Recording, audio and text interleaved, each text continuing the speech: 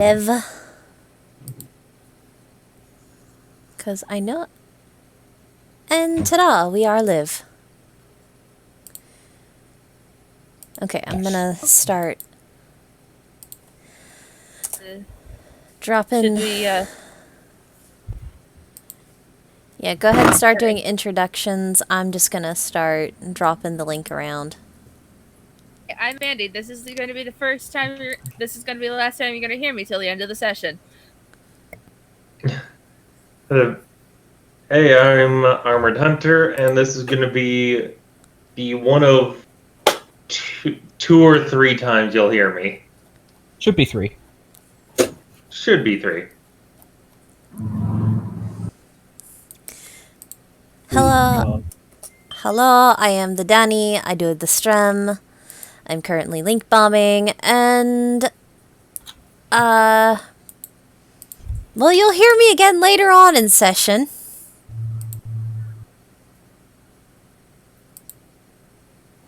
I am the Fail Trolls. I'm not sure what I'm doing here, so I don't think I'll be talking today. I'm sorry! You're here for the experience, Failsy.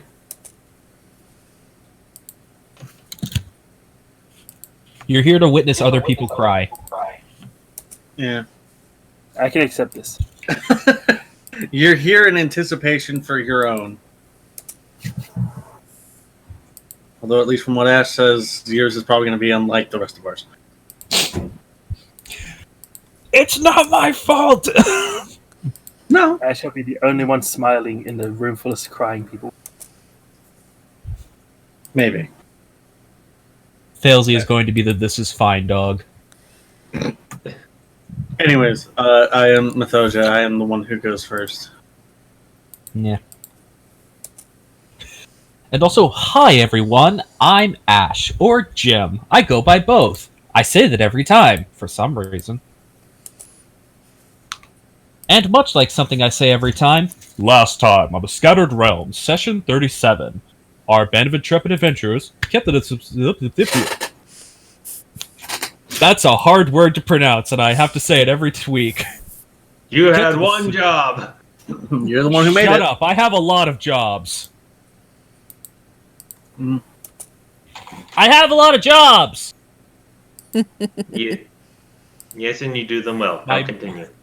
My mom screamed because my window is open and she heard me say that. Anyways, Keta the Lucidus Bard, Travince the Human Dancer, Morrigan the Hexblade Warlock, Failsy the Sorcerer, and Brimstone the Branded. Yeah. Last time when the party met, they finally entered the Mountain of Reflection, a mysterious and rather beautiful sort of obelisk-like structure. It's at this moment I realized I forgot to write them actually going inside in the session recap. I'll just rewrite it right. Alright, anyways. Rip. Travince relived the traumatic events that sparked his first curiosity towards the life of a spelldancer. His journey through his experience with the Winter Stoneworking Festival of his home, Tezrel, and learning of the rigged system placed against him by a mysterious woman who left his family in debt, and seemed to hold a strange and twisted desire for the young man. Now as we return, shifting our eyes once more back into the depths of the Mountain of Reflection, you will see whose perspective will be revealed now. So is it at this point that you want everyone else to mute themselves? Yes. I have to get music playing. Roll20 changed what its music looked like. Again? It's not terribly different, it just changed how the audio waves look. Wow.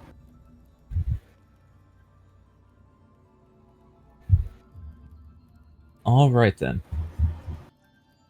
So when we come back in, it is to the perspective of Brimstone, as you are standing in this mostly featureless glass hallway.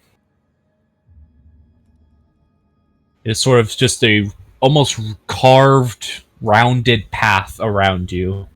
And as you look around, the entrance where you previously came into the mountain from is not behind you. And much as we addressed before, Madame Elway is gone, though that's not that bizarre. Yeah.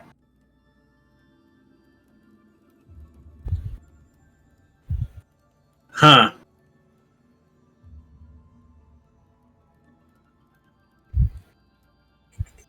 Probably one of those things that I gotta just keep going forward for, and eventually I'll get out, so. Alright, whatever. Brimstone's just gonna start walking. Alrighty then. So Brimstone, you start walking forward. There is not a whole lot to witness in here, to be honest. It is just a continuous hallway that seems to stretch on forever ahead of you. It even gets to the point where, even though the hallway itself is illuminated, you just cannot see what's ahead of you. I'd like for you to go ahead and make a perception check for me.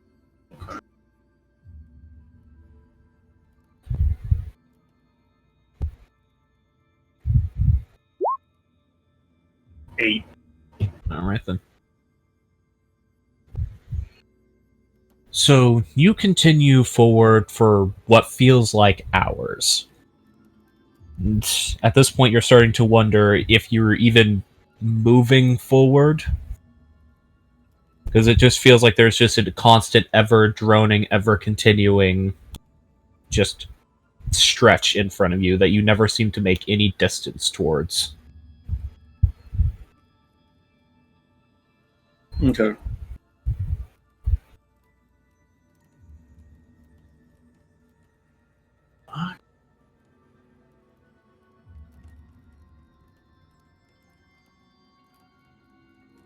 Weird fucking shit.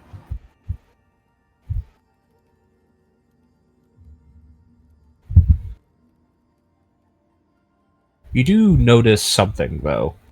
Mm. Right now, your arm feels cold.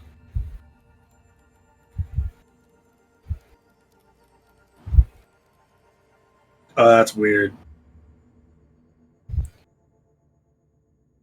You look over, and you don't have the brand. Oh, that's even fucking weirder. What the fuck?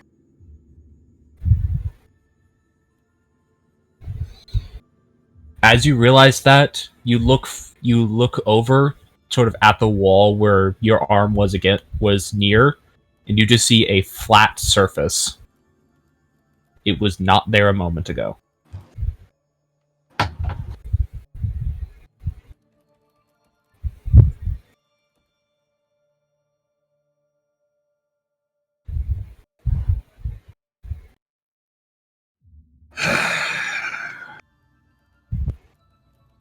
Okay. This is a mountain of reflection. I'm sure it's going to fucking show me something I don't want to look at, but I'm going to get out. I guess I have to, so. Alright, what do you got to show me?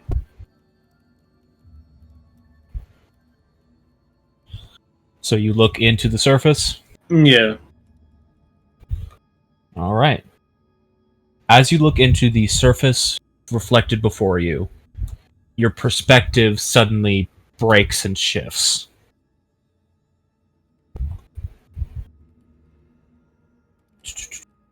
Sorry, I'm having to find something real quick. It's all good.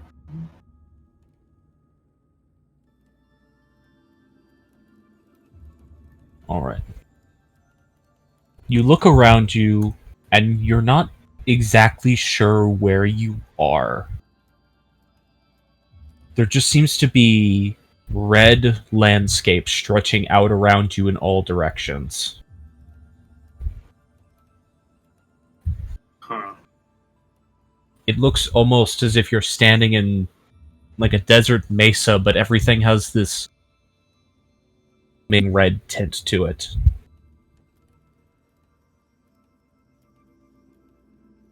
I don't remember this. Please make another perception check for me. Not 20. Hey, it's a good thing to have. Yeah. pretty much as you're saying, I don't remember this, you start hearing something in the distance. Sounds like talking.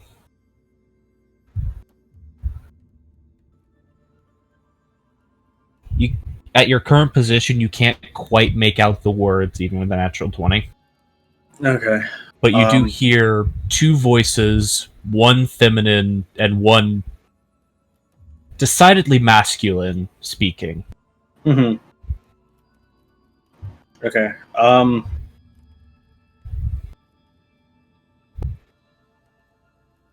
You also notice as you look down at yourself, you are sort of pale and translucent.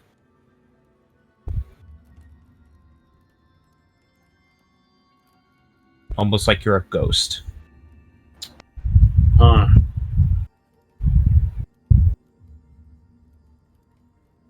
Okay. Brimstone's just gonna start making his way towards the sound of the voice.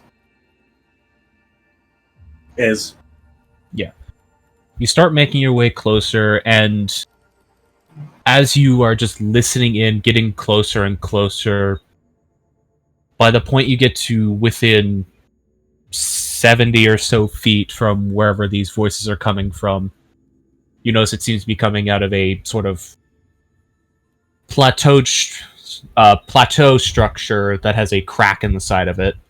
You can hear the voice emerging from the crack.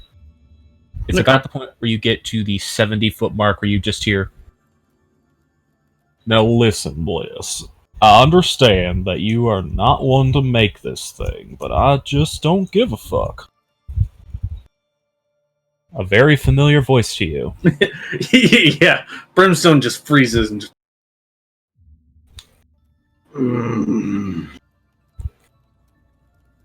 Okay, that's fair. That's fair.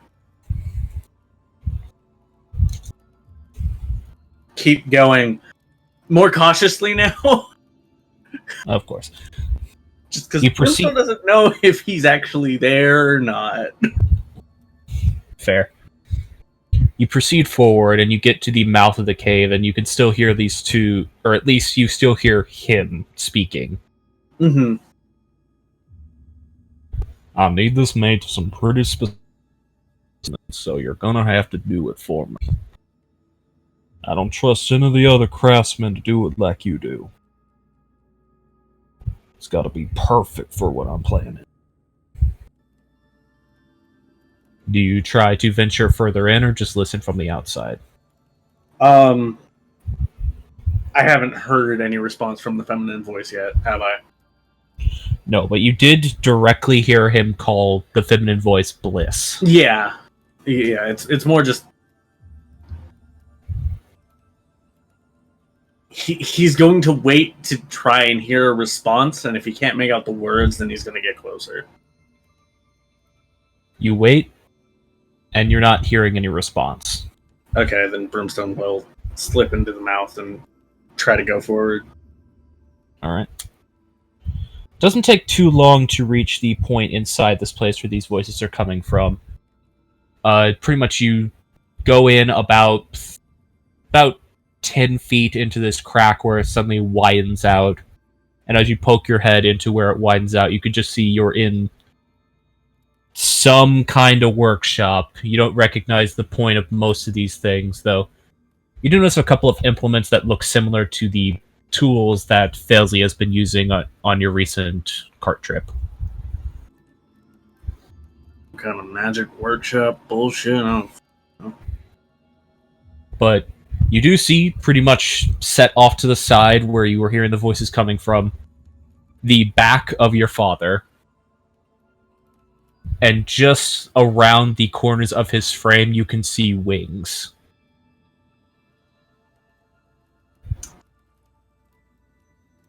Huh. Okay. Alright. Well, since you seem to be unwilling, that should keep you in order for a while. Don't disobey me and get it done. You watch as he suddenly turns and starts walking towards your current position. Brimstone knows that his father is rather perceptive and generally knows where he is, so hiding's not going to help him if his father does see him. So he's just going to kind of stand there. All right. You stand there. Your father walks towards you, up to you, and then through you. Just walks right past you as if you don't exist. Just look back and just, I wish that happened in real life. That would be fucking nice. Or whatever this is, and I don't fucking. What you can see inside the room, no longer blocking the visage, is a familiar sight to you, because you've seen it before. Mm-hmm. The demonic form of what Bliss actually looks like. Not the tiefling form she presents to the world, but the succubus form that she actually is. Right. But you can see that currently she has a sort of iron-spiked cage strapped around her head. And she is chained to a work table.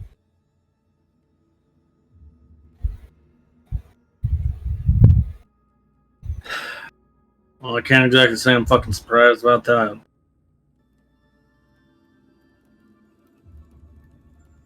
Sounds about right for him, anyways.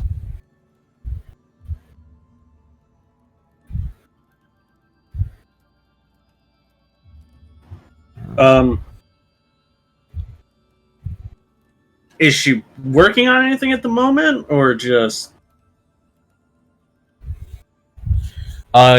You can get closer and look. Yeah. Because admittedly, the perspective of everything is just kind of at eye level because all of these entities are fairly large. Uh-huh. But Brimstone's fairly tall himself, so you're like, look, you get a little bit closer. She doesn't react to your presence at all, but you can see over the edge of the table that there is what appears to be several iron spiked rings sitting in front of her. And as you're watching, she just picks one up, stares at it, and it sounds like a very wheezing sigh leaves carving into it. Sounds like what? Like a wheezing sigh. Oh.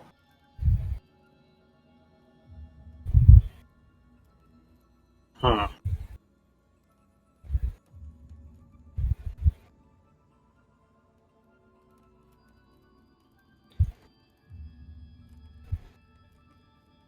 But yeah, you can see as she's just... There's a very deliberateness to every action she's taking, and none of it seems like she is working with any sort of real intent at the moment. She's just working. Right. But the There's no things real- she is currently carving into do look decidedly like the brand on your arm.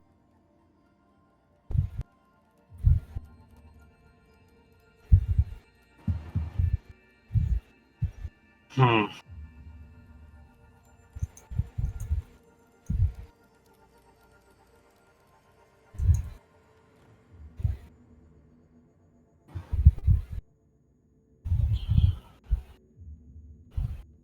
That's kind of funny.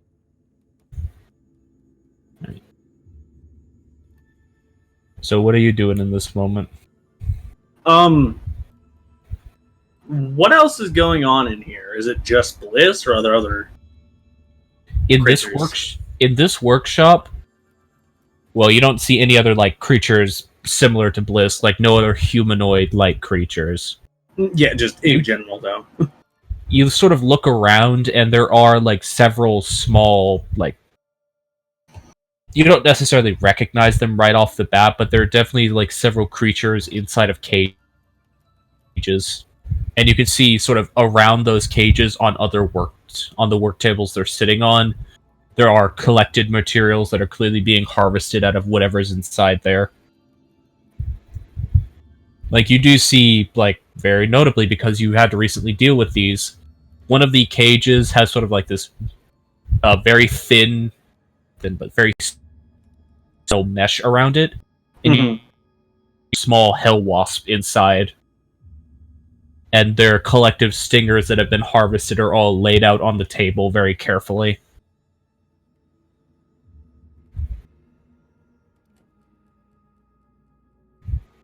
Like, how many cages like this are there? Just in this one room alone, you're at least seeing 5. Okay. And again, the only creature you recognize in these cages is the hell. Right, but that none of them are decidedly humanoid. They look more animalistic, I'm guessing. Yeah, these all look like beast. Okay.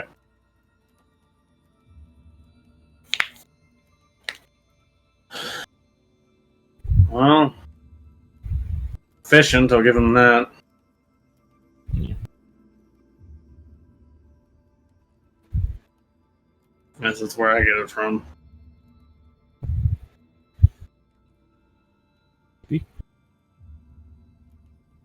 You're starting to feel a weird tugging sensation, though. Like, in any specific direction, or like just straight, like, behind? Sort of on the entirety of your being. It's hard to describe, but it feels like something is pulling you. Just,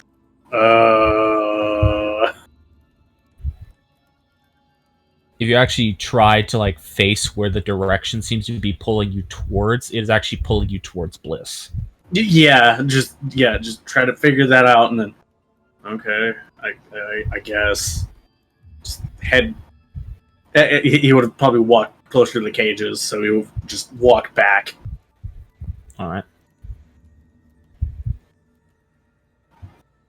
But yes, you are getting that pulling sensation, trying to get you to go towards her. Right. So what? She makes some kind of failsafe that my dad didn't know about then? Something to get this damn thing off whoever was unlucky enough. Now she knew it was coming to me.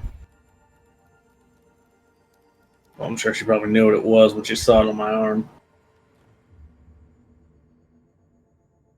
I would like for you to give me an insight check. Okay. 20. 20, nice. As you're getting close... like a 2. Hey, sometimes the dice agree. Yeah. As you are getting closer and you're sort of musing over that thought, she'd look inwards, inwards at the cage around Bliss's face. Mm-hmm. There is no expression there, and the eyes are just dull.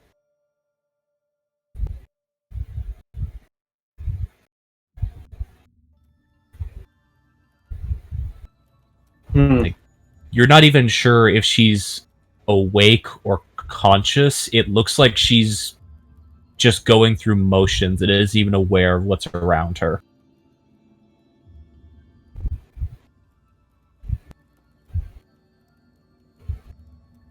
Maybe not, then. Seems like something Dad would do, find a way to make people work without having them conscious. Keep them from fucking up his pans, I guess.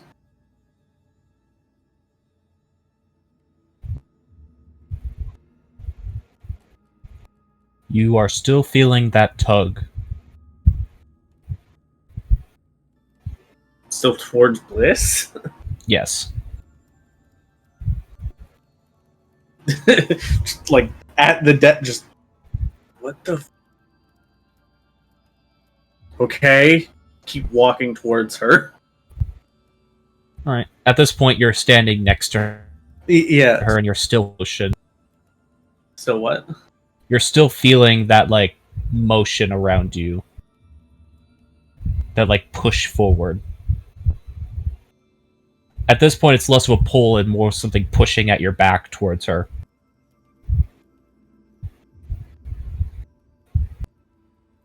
Just Brimstone confused, just look around like, what?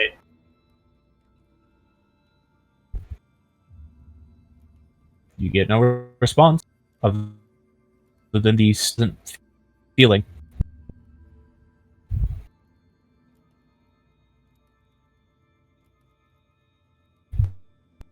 Someone just like reaches up for the cage, not really sure what's going on.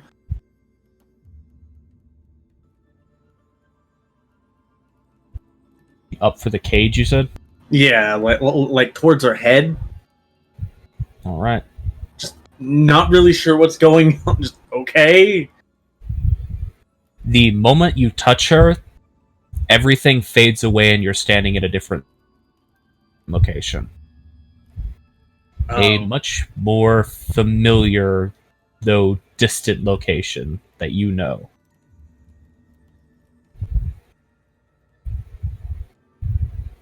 Your old house. No.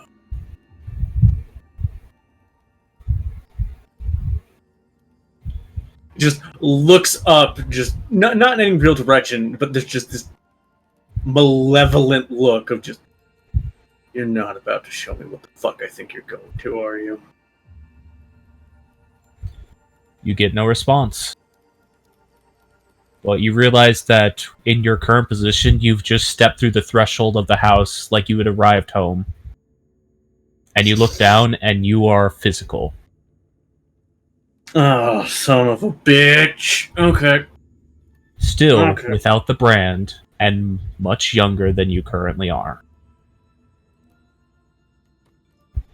Okay.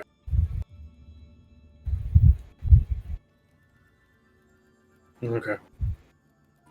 Just step inside.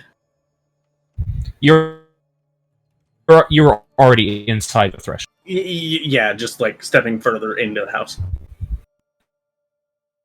Alright then. Alright. Feel like you Feel like- remember how this played out. Yeah.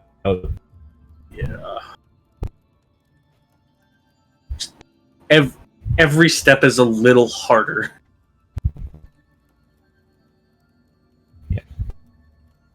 Though mentally harder, it's the exact same motions you remembered. Yeah. It's more of I don't want to, but I have to.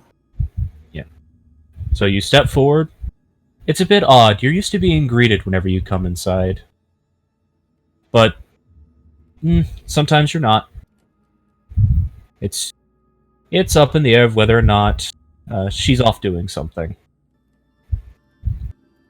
Terrible because I can't find the name. I know I wrote it down. Ilyana. Ilyana. There we go. Yep. Yeah, usually Ilyana would greet you whenever you came home, but for some reason today she didn't. But it's not uncommon for her to do that. Sometimes she's busy, sometimes she's working on something. I mean, So you just sort of walk through the house like you did at that day, unsure of what's going on. unconsciously reaching for the gun that he knows isn't there, Yes. but just Actually, he know- as you do that, you separate out and you're looking at your back. And watching as your younger self is stepping forward.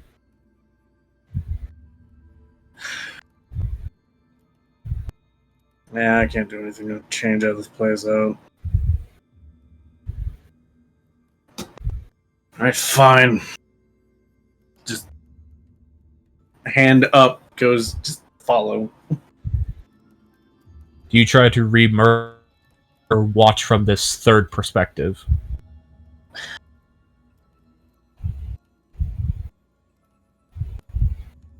Either you get- way, he has to see it.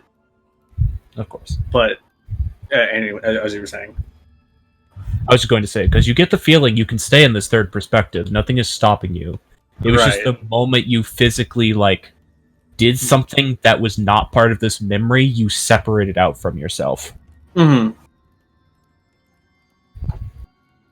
It's don't know. weird because now you can look around and you see things like that you at the time did not look at, but you remember this is how your house was laid out. You see the trophies on the mantle of the sort of family room that had been set up here. You weren't particularly proud of any of them, just because the military was your life. It was nothing to be super proud about. Mm-hmm. You mostly just kept them up so whenever Wilton visited, because he did occasionally, it would basically just be a talking point, so he didn't just grumble at you. Yeah. They were probably more set up by Ileana than Brimstone for that reason. Because she did not like the weird tension that she thought was there when Wilton and Brimstone were just staring at one another. Even though it was just an understanding of neither of us really have anything to talk about.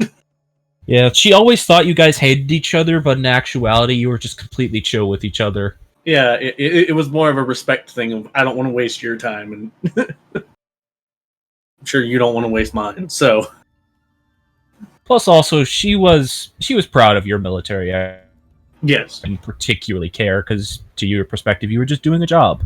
yeah, doing what was expected of me in my position. But yeah.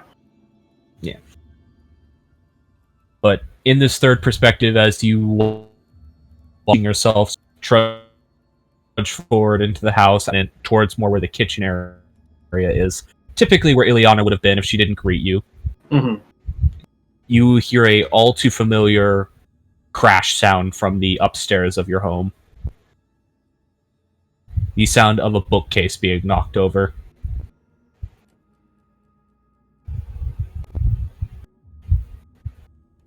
And you watch your younger self suddenly turn and start rushing up the stairs. If Brimstone just starts trying to head like straight up rather than through the stairs, does he actually move through like the ceiling, or does the ceiling stop him?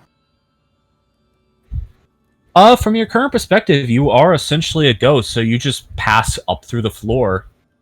Yeah. You still have to make like walking motions, or really you could like make the motion of climbing a ladder, but you do just go up through the floor because there's nothing physically bounding you here. Yeah. Okay. So yeah, Brimstone just. I want to see where this started. I want to follow this, and just starts heading up and towards it, kind of hoping to cut himself off at the pass to see things that he did not see the first time. Yeah, that makes sense. So, you know for a fact that the stairs that led to the upstairs of your home were on one side of the building, Mm-hmm. whereas where you eventually discovered this event was on the study, which is opposite the stairs from where your house's perspective is. So, Right. you just immediately go up to the second floor where you know the study is. Mm-hmm. You see there the door to the study is broken. It has been ripped off of its hinges and thrown to the ground. The visage you see before you is that of silhouettes. No distinct forms, but you do just specifically see a hulking figure currently sort of just clutching in his hand, sort of around the torso and lifting her into the air. A decidedly feminine figure, but again, it's silhouette, so you can only assume it's Ileana. Right. As you get as your younger self gets closer, and you're remembering your perspective at this moment, you dreaded the thought of what you could find ahead of you, but you were aware of what it probably was. You see the silhouettes become physical. Your father just standing in the study, tauntingly holding your wife, just staring towards the door, knowing that you're about to enter the room with an all too cocky smile on his face. I don't know what was worse. The fact that it could have been something else, or the fact that it wasn't. You say that as your younger self reaches the top of the steps and starts running down the hallway. And as your father can hear your footsteps approaching, he just starts to chuckle. He's a little late, but better late than never, I suppose. Never You could see be him- punctual enough for you, could I? You actually watch as... You don't remember this, but you watch as he lifts up Ileana even closer towards him. He just goes, "You're the perfect bait. But honestly, I can't deal with what you got going on, so I know how I'm going to play this."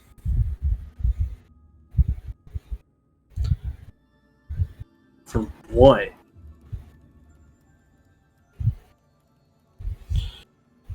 You watch as your younger self, having broken into a sprint to get down the hallway, suddenly breaches through where the door is and just sees the scene before him that you remember playing out.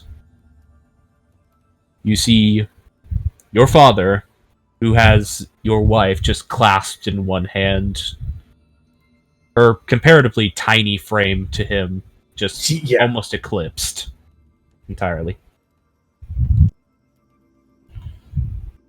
So now we broke her back to this moment. Younger Brimstone sees this before him. Just the father smiling.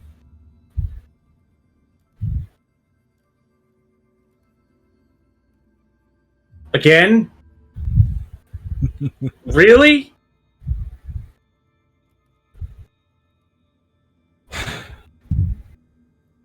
Joke's funny the second time even still, don't you think? You need to stop building a life for yourself, boy.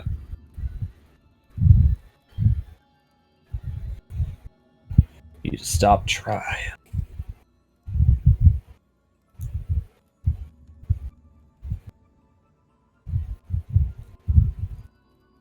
What you're saying is my mother wasn't enough for you. What do you think? You think anything's enough?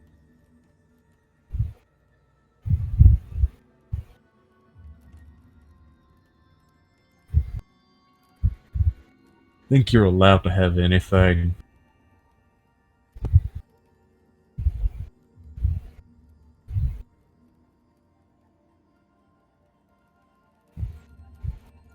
You seem to think I care about what you want from me.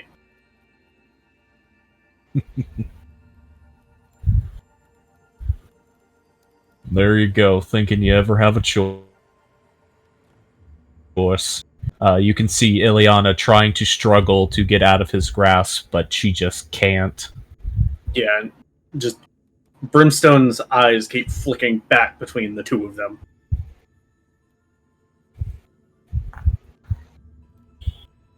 What do you want this time, then?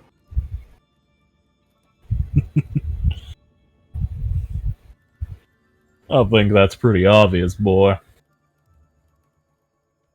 I want you to keep suffering.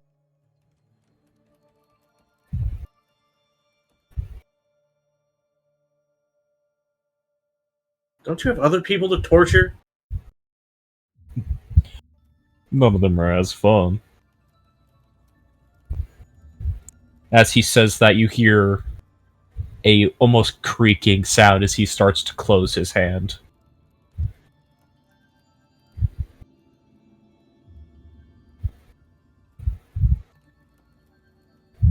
Fun?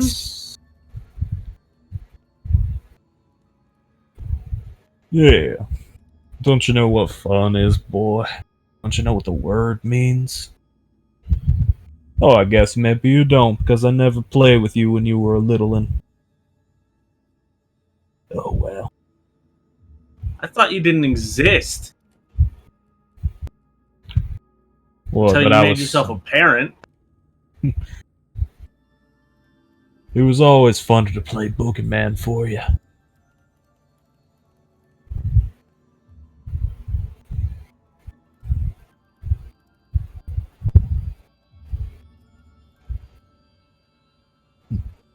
Why?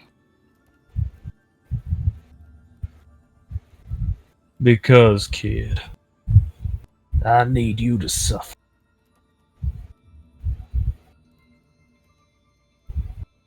And the why of that is for me to know, and you to find out someday.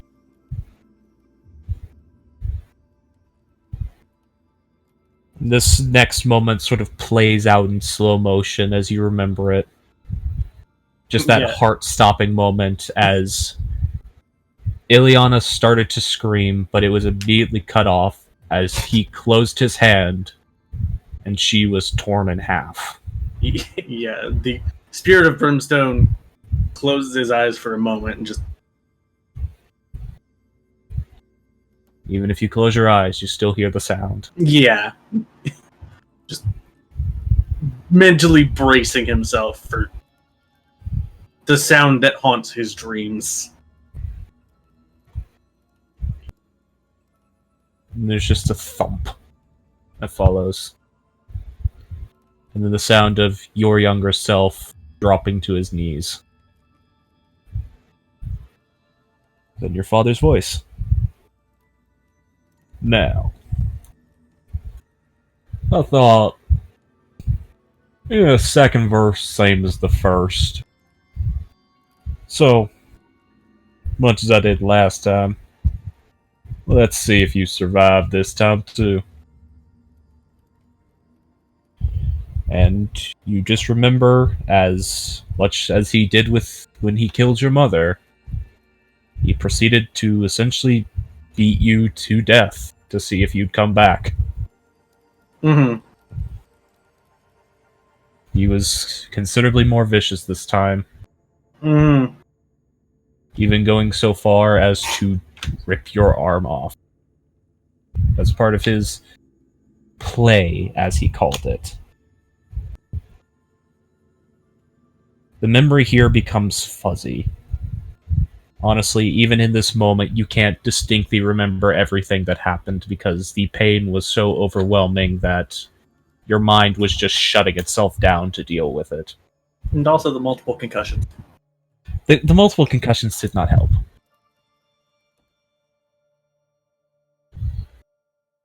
And you just watch as the memory around you starts to fade as you essentially are...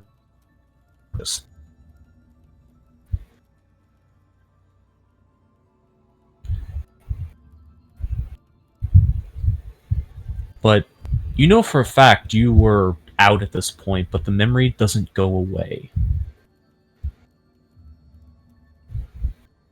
The perspective shifts, though. It shifts to Ileana.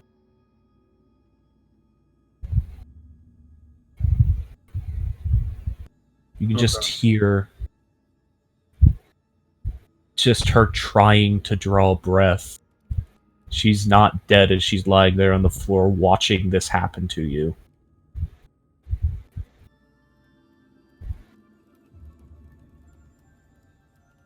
You see, from your current perspective, you did not know this at the time, but you just watch as she tries to reach out towards you, somehow summoning the strength into her body to do so. But she just can't bring herself to move.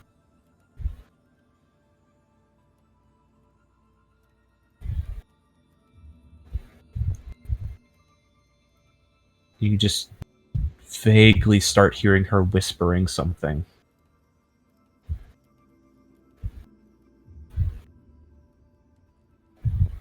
If you want to try to hear the words, I need you to make a perception check. Alright.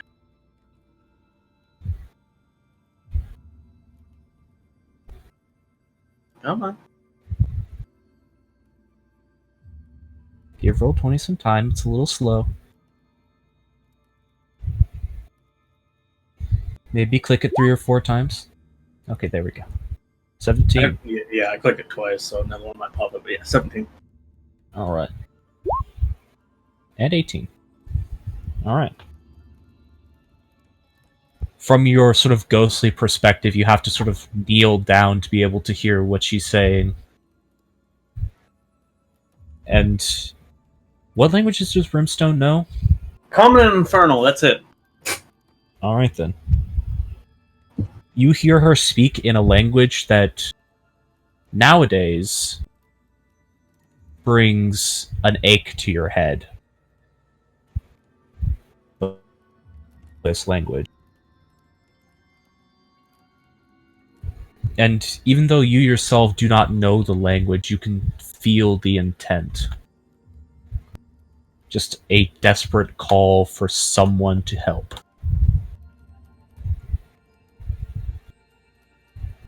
And then the memory cuts off. And you find yourself standing in a black void.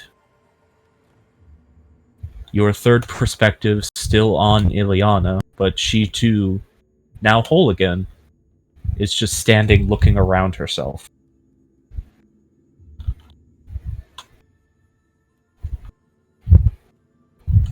You're familiar with this void, actually. You've seen this place whenever you were on the brink of death.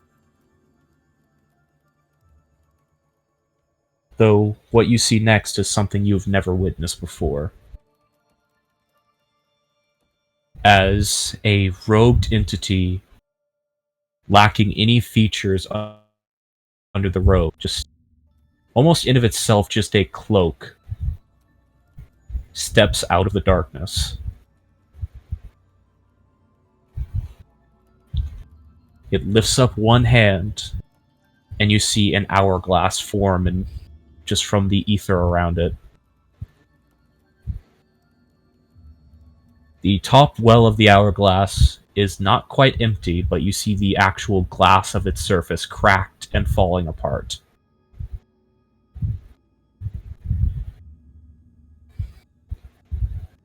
You still have time, but it is cut. Ileana seems to be taken aback by this figure. Brimstone just confused, like putting the pieces together, but not quite wanting to believe it yet.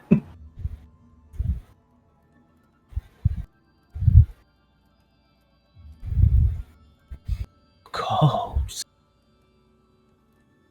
It's at this moment where you see Ileana's face sort of not quite light up, but she seems to have a realization.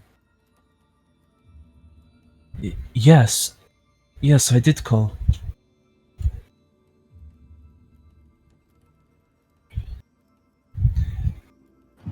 I know you...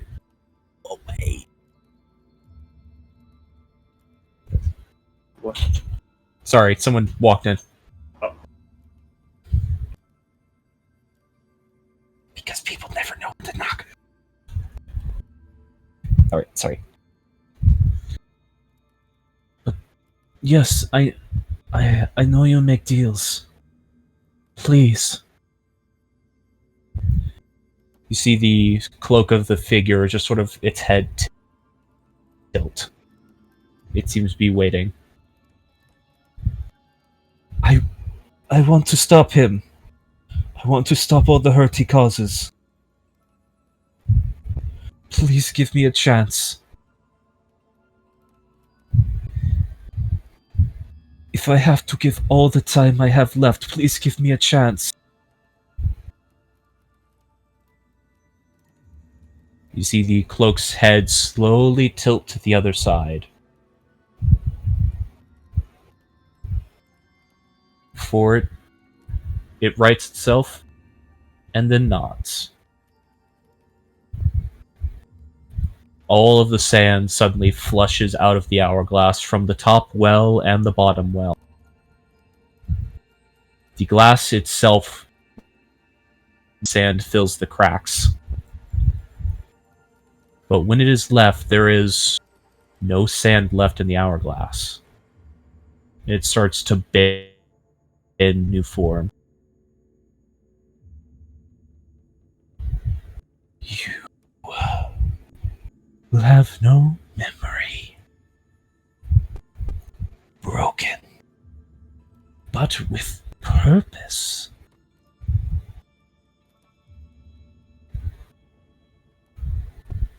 try to recall, nothing will come other than your hatred. You see Ileana's form start to twist and bend as demonic wings sprout from her back, and long horns grow out of her head.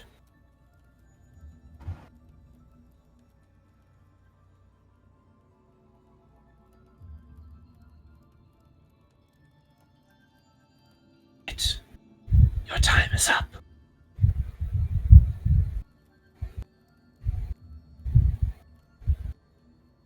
She seems in a daze. She seems what? She seems in a daze. As you can feel the area around you, this you are starting to understand being a memory starts to crack and fall away. You can see the area behind you is falling away as her. Shards stay in place. Things she is refusing to let go. And it will take more than time. You see as the figure holds up a second hourglass, much smaller. The top well is so packed full of sand that only 1 or 2 grains have even started to fall to the bottom. And it just closes its hand and crushes it.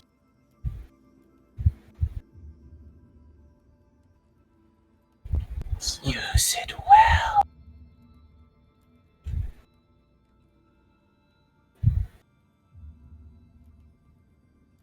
You were about to say something? What sort of fucked up deal is this? Does the form that Ileana takes, does it seem similar to what Bliss does, or no? It is Bliss. Oh! As you watch the transformation complete, the figure standing before you is no longer Ileana. It is Bliss. Brimstone just... Fuck. But she has that same vacant look in her eyes as you saw when you first touched her in that other memory. All of her memories are gone. She only knows the purpose of this new form.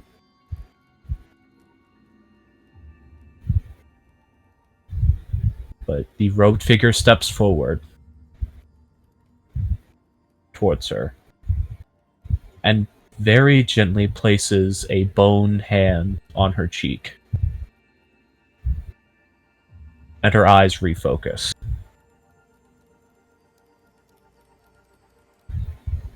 Fractions, you hold tight. Use this. And the figure produces what was previously the lid of the smaller hourglass.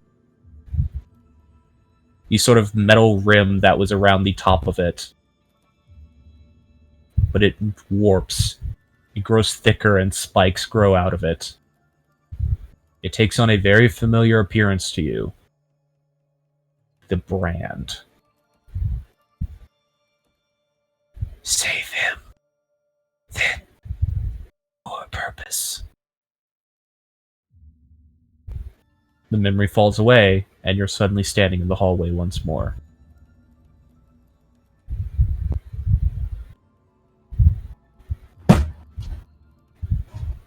Has anything changed?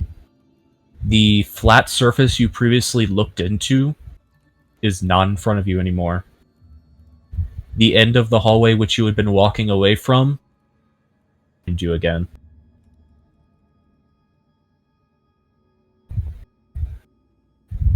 The brand is back in your arm.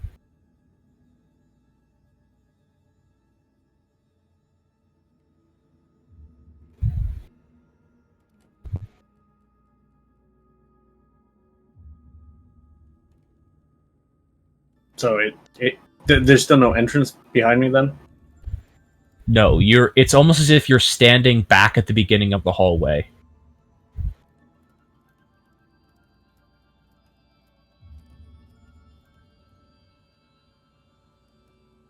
If anyone was looking at Brimstone, he's just like dazed.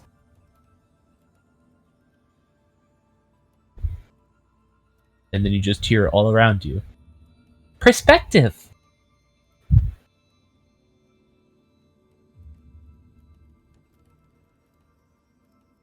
Yeah. Fact.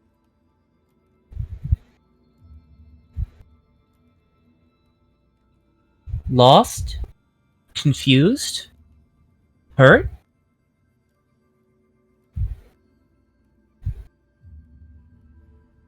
Yeah. Yeah. Yeah. You can say that.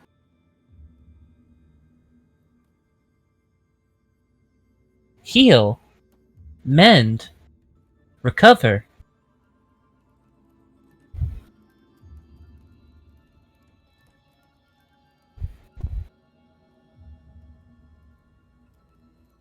Yeah.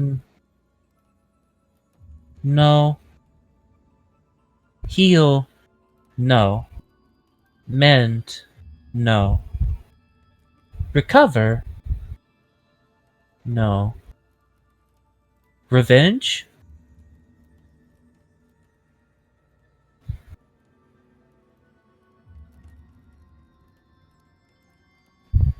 Maybe.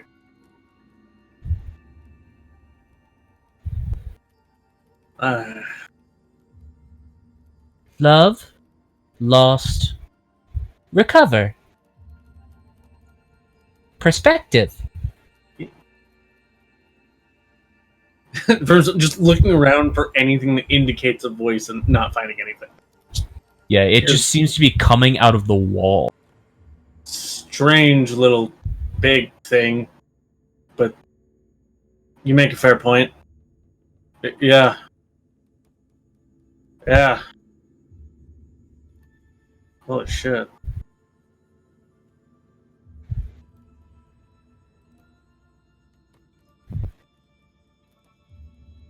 Love? Persist. Anger? Persist. Purpose? Perspective. Yeah.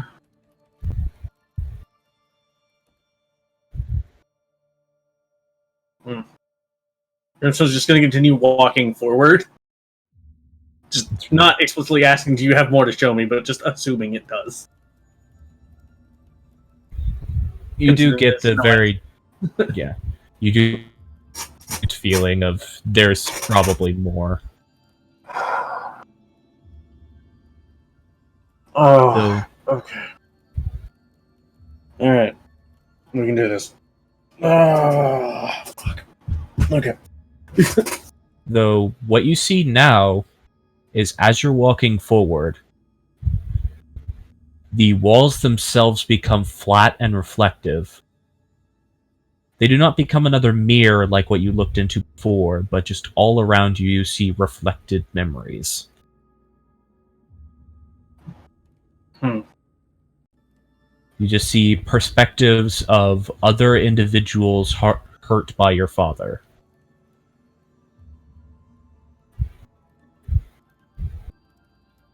How many? Is there even a number that Brimstone can come up with? You fail to count after you get into the hundreds.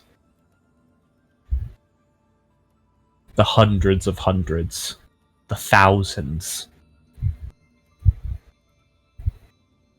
You see people's memories reflected of places you've never seen before. Of places you don't know if anyone has ever seen before. You see reflected in one of the memories a frozen mountain that you know is... something in you just lets you know that it's the Hellmouth, but the Hellmouth has never been frozen. Did he do that? How long? Make a history check. Okay. Or a religion check. Both would work. Um, I'll give you advantage on either because you would have reasons to know this. okay, I'll do history. It makes more sense. 20. 20. You do know that there is some historical documentation of this. The goddess Ignesia, when she first rose to power, this is old legend, pre-advent of civilization, but no one's exactly sure how far pre-advent. Mhm. Much of the world was covered in ice.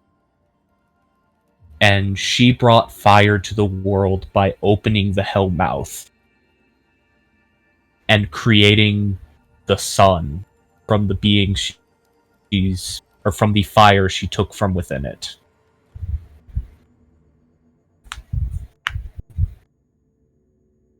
That's one of the first legends of creation that exist in this world. And you're seeing hundreds of perspectives with the Hellmouth frozen. Okay, so implying that Brimstone's father is older than that myth. Okay. Implying that he must be so ancient that he came before maybe even the gods.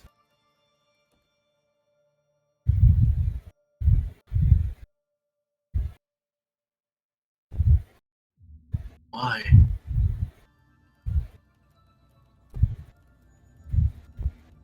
And we hear stories of the Levani and how they're supposed to be evil, but you look at people like Elway and Lee and can't see them doing any of this. I mean, sure, maybe some of them could, but Evil. Good. Willingness. Cause. Perspective.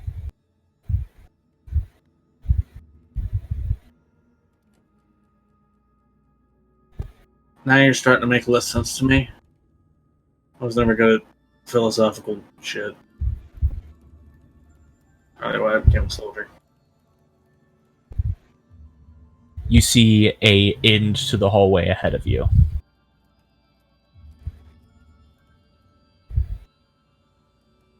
Brimstone is going to continue walking, but slower, kind of just taking in all these reflections. You notice distinctly that as you get closer to the end of the hallway, the events you are seeing reflected in them become less brutal. Obviously, there's still torture, there's still killing, there's still manipulation. But you're definitely getting the sense of the events that you saw towards the hallway when you first started to walk through it were of a much grander scale.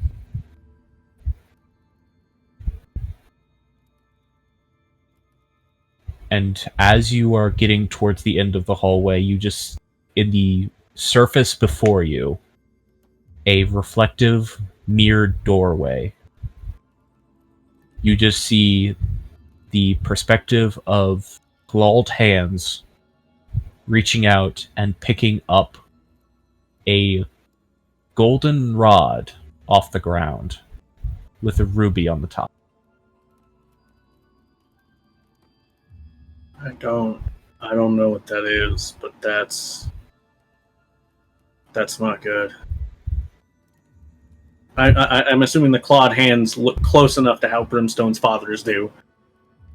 They are humanoid, but Oh. they are the same color. It is not the hulking figure you know, but the color is reminiscent. Is that my dad? God. You watch as he, or whoever this figure is, though you have assumptions, Right. lifts this metallic rod up and just looks out behind him, where you see a small gathering of other individuals. All of them tiefling, but different. Demonic and infernal features just considerably more pronounced. Mm-hmm. If you didn't know any better, you'd almost say these are less tiefling and more half-demons. Some of them may even be demons or devils themselves. Mm-hmm. But the figure that the perspective seems to follow raises the rod up. A bright ruby light shines over the whole crowd, and they all drop dead. And you can almost hear, though there is no sound in any of these reflections, the very first time your father let out that mad chuckle.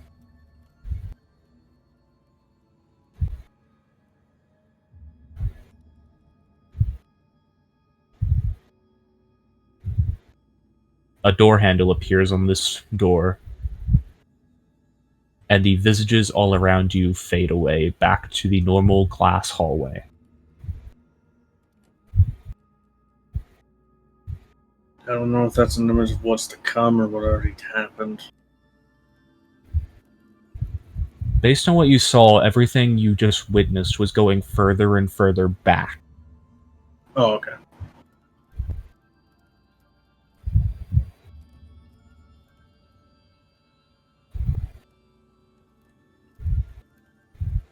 And there's just a doorway in front of you now that there is now a handle for you to open it.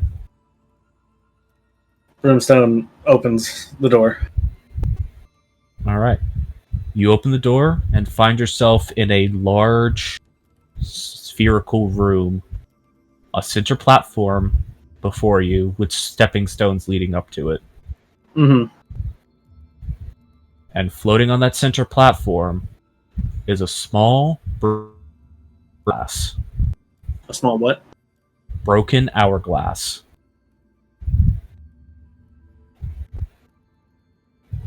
Like, does it look like what the smaller hourglass look like in the vision? Yes.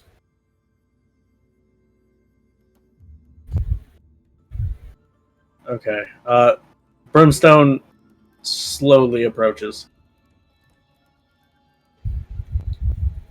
You take the first step up the platform's many stepping stones leading up to it, Mm-hmm. and you hear a little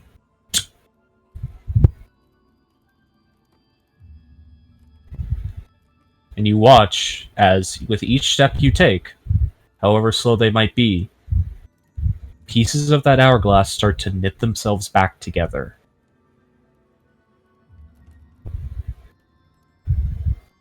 Until the point where you reach it. And it is almost as it were, though it no longer has any of the sand inside.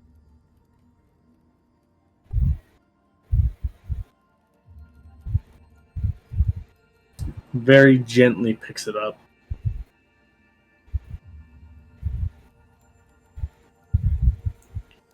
It's so tiny and delicate in your hands.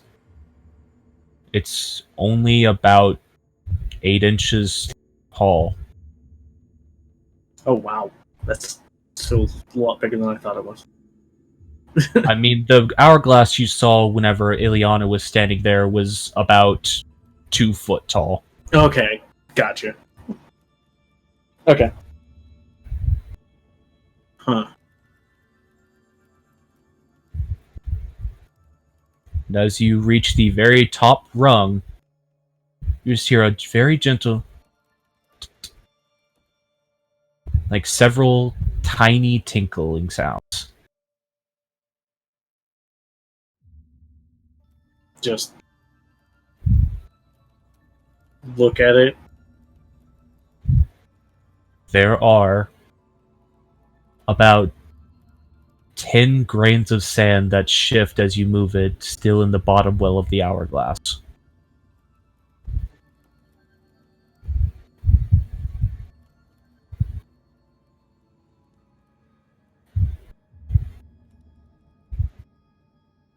and you're suddenly standing back outside. This tiny hourglass still in your hands.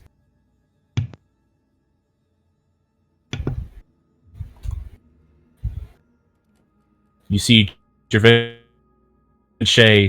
sort of on himself, sitting the entryway to the mountain. He's clutching something, but you can't see what it is. And at this point, he's just now started to calm himself down. You still hear a few last sobs as he's calming down.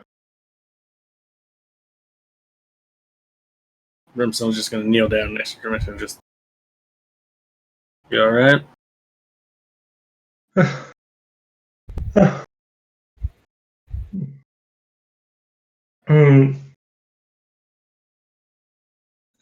He looks up at you. In his left hand, you see what looks like a broken necklace with a bird as the pendant. In his other hand, slightly crumpled up, a letter, and on the inside of his right hand is just a red mark across the center.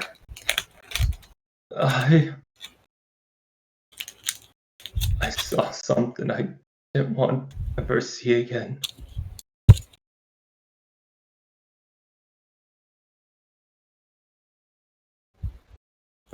Yeah.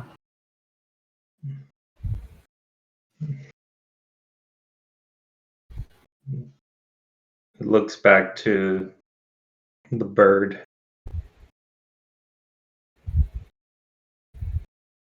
He puts it back into the envelope that he was holding.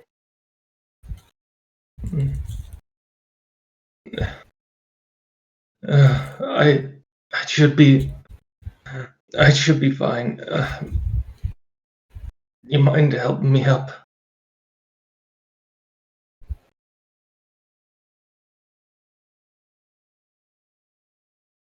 Yeah. Brimstone will just help him up.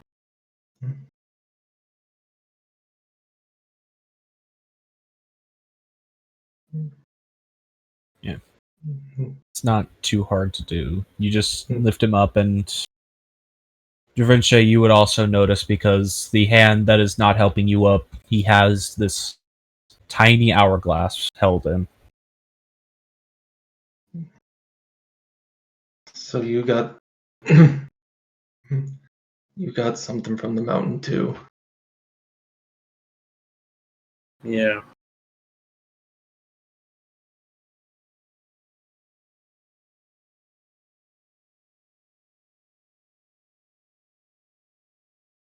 Mm. I think we've both seen some things that we didn't want to look back on again.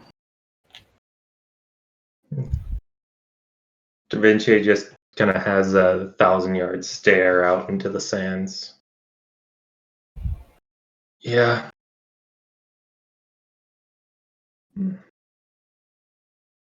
It still taught me something. It gave me something. I'm not even sure if I ever wanted it, though.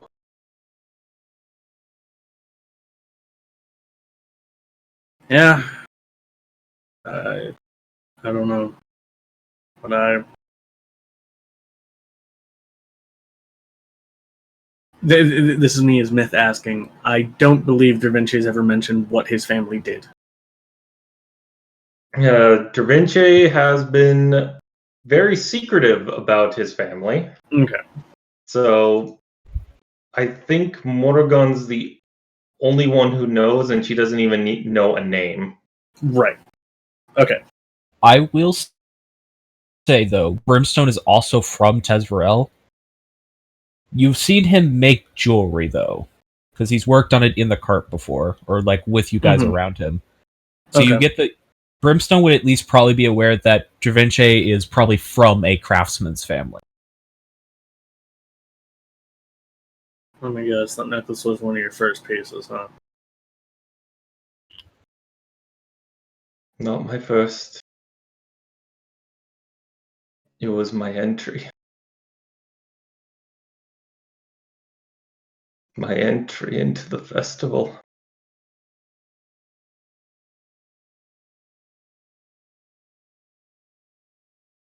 Seeing the stuff you make.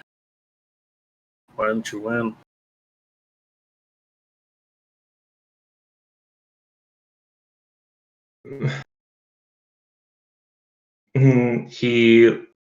His face crumples up as though he's about to cry, scream in rage, a mixture of emotions. Is there a wall next to us, or is it just a open pathway up to this hole? I mean, there's the hole that leads into it, so inherently there are walls around the hole. It's not like it's just the flat surface of the mountain with a hole punched into it. It has like a gentle curve inward. So you can have a wall next to you if you want a wall. Yes, okay. And he just falls back against the wall. At the time, I thought it wasn't good enough. They dismissed it like a common trinket.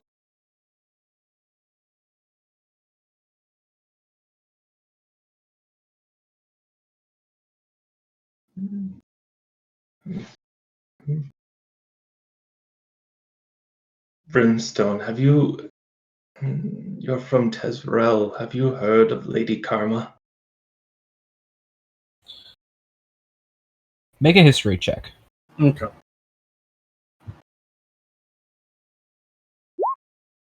Steam? You've never directly had any dealings with the woman, but it's honestly hard to be from Tezrel and not know the name. Though your perspective is a little bit different than Dravinche's. Right. Lady Karma is one of the most wealthy aristocrats of Tezrel. And is considered a very forthright and kind woman. But from your perspective, there has always been some question of how she became so wealthy. Because no one can become that wealthy without stepping on the backs of others.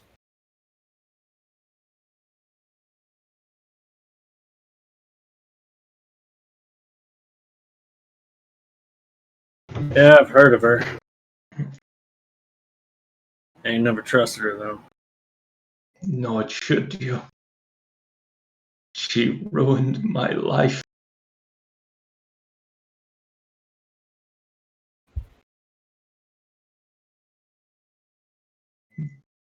She set it up.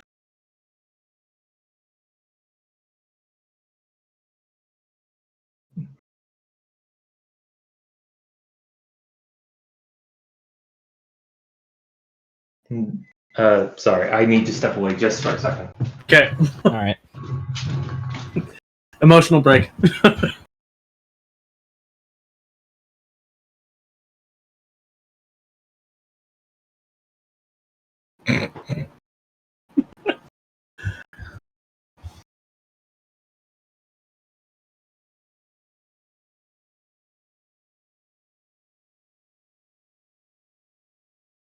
So how's everyone doing? Let's look at the speculation. It's less speculation, more, oh shit.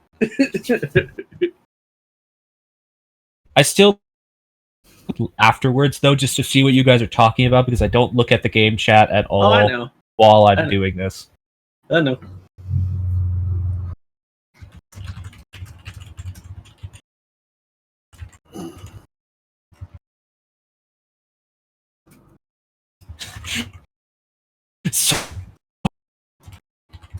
I love it when I make you guys think.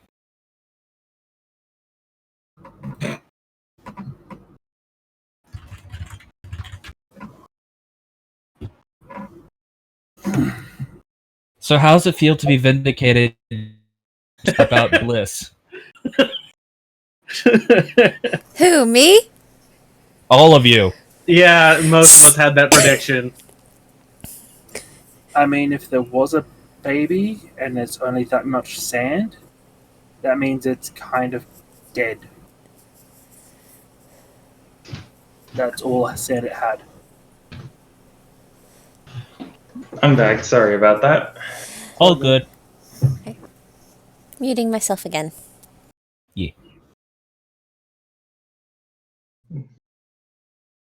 And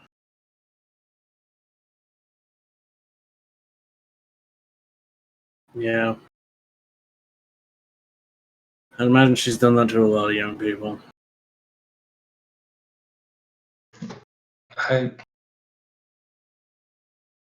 I don't know. I'd rather talk about this back at the cart, to be honest. That's fair. And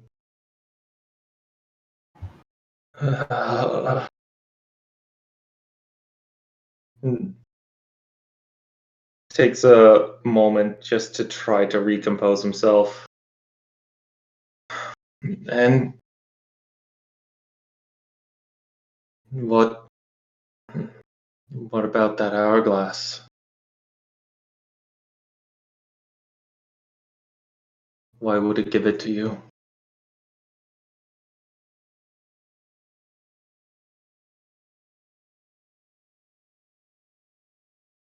I don't know. I mean, I know I saw it before, but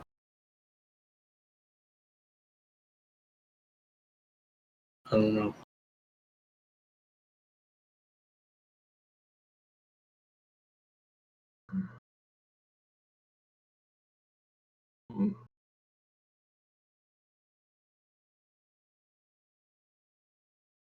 Well, let's get back to the cart. You want a drink on me?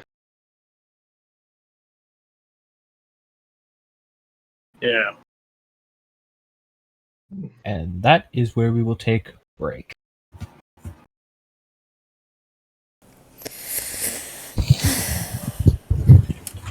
Bio break.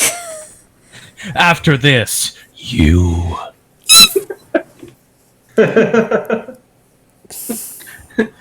Who's next? All right. You. Yes, now baby brother gets to torture big sister. I always torture you. That's what baby brothers do. Yes, but now you have DM privileges on top of that. I always have DM privileges. Alright, let's do this. Everyone, buy a break. Yeah. 5 to 10, peoples. Whoa.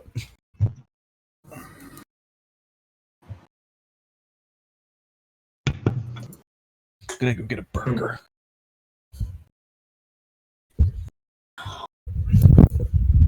Lime squares are almost done.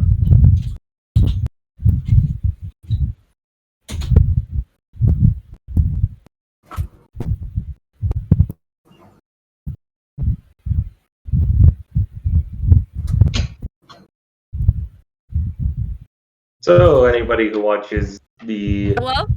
Hello? Oh, hello, Andy. I was gonna say, this all now brings a funny ass perspective to Bliss giving Brimstone a dirty ass look when Keto's getting those cookies. I mean, to be fair, she doesn't remember any of it. Okay, but it's still funny in context. I mean, yes.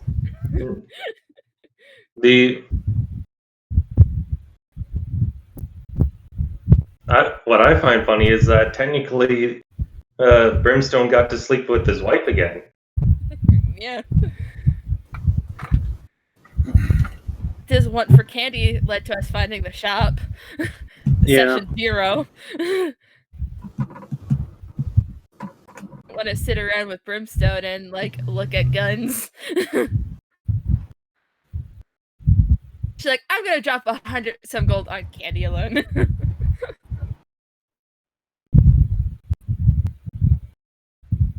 Also, oh god, Kent's personal talk with Bliss is just now. Oh god, Hmm. that's definitely more like I don't want to hear my not technically not aunt, but kind of aunt talk about my uncle's dick. Right. That's if Brimstone ever reveals that Bliss's identity. True. If she ever finds out, that is kind of like the funniest fucking shit. It's like, oh, I actually had an aunt this entire time. That's weird. I mean, you've always had an aunt this entire time. Okay, Now, on the her question, dad's side. will she try and hit up Bliss for family discount? Oh no, she probably just. Again, it's family. Ket is a lot, like, very much a family person, so she likes having, like, knowing all her aunts and uncles on her mom's side.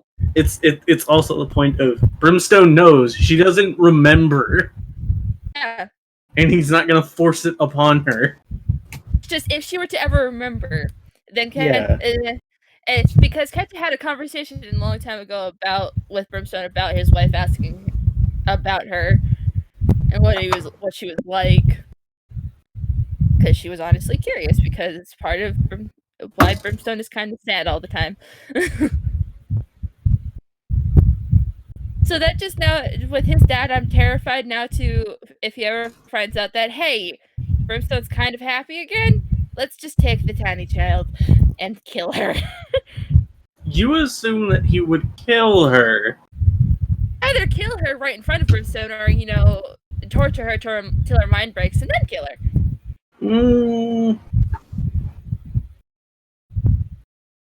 Brimstone's dad is very intelligent and very cruel.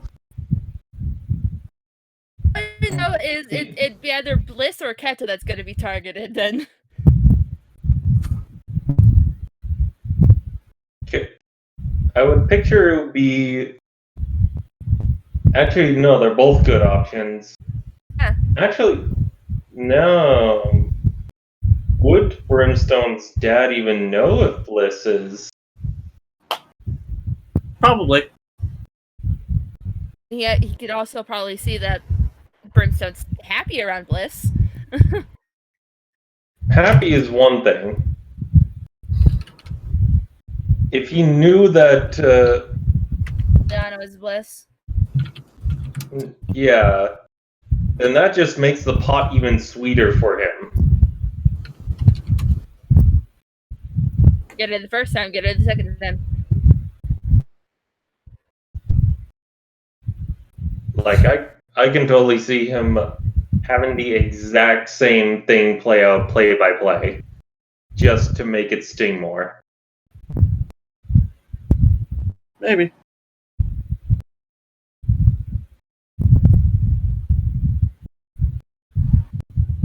I actually need to take stuff out to the trash. I'll be back. Bye. I'm not looking forward to what Keta's memories are going to be next week.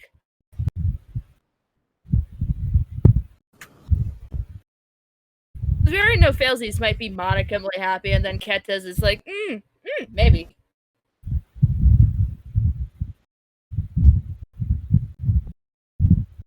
Hers is an association with her. It's not hers. Oh no. Oh no. Oh no. I just had a thought.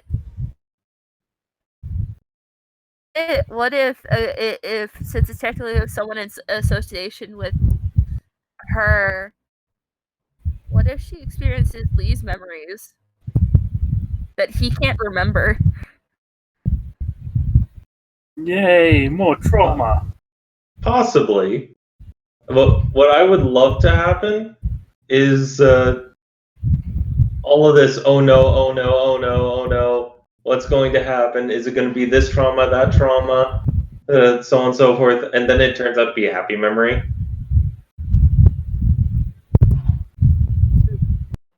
Like, if it's Lee, it would be like a time when Lee is with Gond and get to see some of his life on the ship.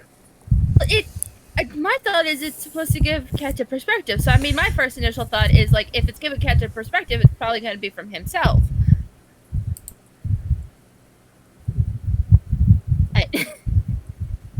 Or could give perspective from Granum.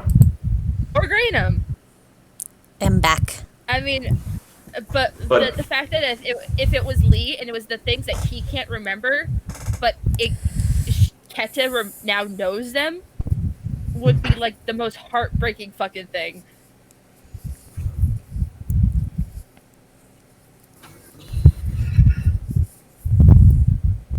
Association with Keta does not have to mean initially by blood, so it could be like anyone she's probably fucking met.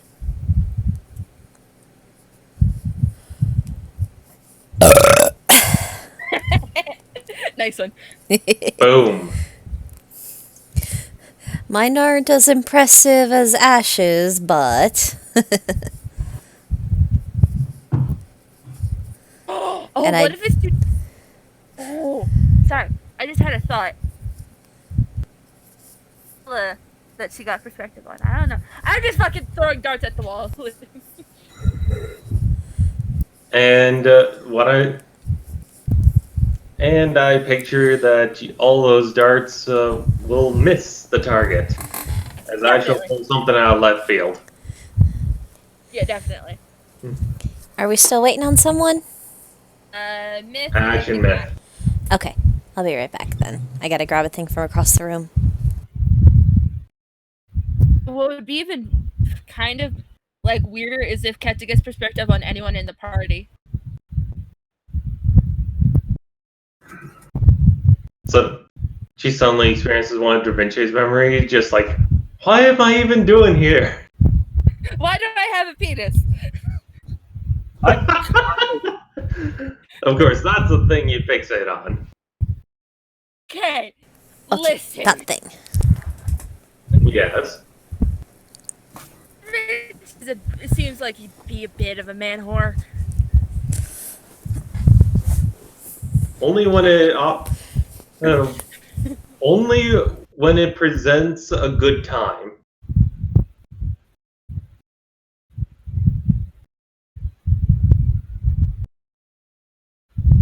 When is it not?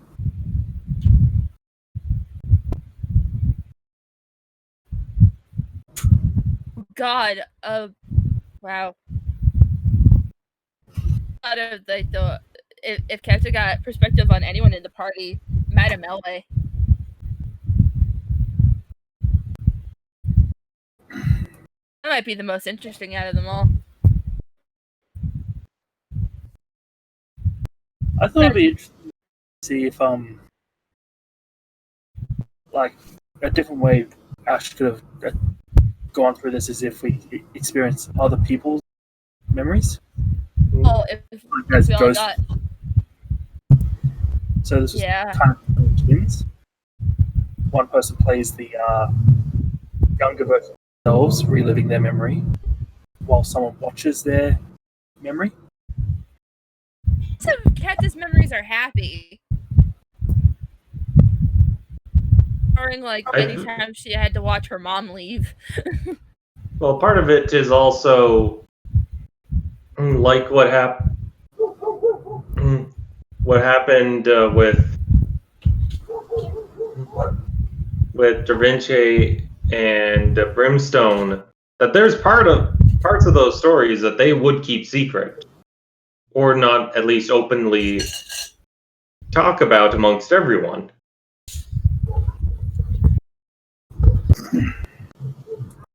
So, like, Da Vinci would still keep the kind of air of, like, he at least has standards. Why are we talking about Da Vinci's standards? No, we were posing ideas, and then I was posing who Keta would get perspective on during her memories. Failsy asked about the idea that so that we could still all be involved was that when someone's going through a memory that the others are able to watch it. Not so much watch it. I mean, like, instead of like as the ghost of someone's memory, watching other people's memories, though that's a completely different perspective that being given than what's being given here. Okay. Would you like to hear some of the ideas of who Keta's I will perspective say, might be? by the way, I will say this outright, guys. I'm doing this exactly the way it has to be done. It That's can't fair. be done any other way. Which is fair. I just thought which one would be the worst for like which character would be the worst to have watching your own memories. Ellie. Keta for all of them. All right, she'd instantly tell like Blab the memory, even if it was really private and secret. Yeah. Or she just might shut down into a complete ball and be like, "Yep, I'm gonna just stay right here." It's like, by the way, I've seen Failsy being turned inside out and backwards. Also, I'm a Lucidus. Fails are being turned inside out and backwards. That just sounds like a normal day for Failsy.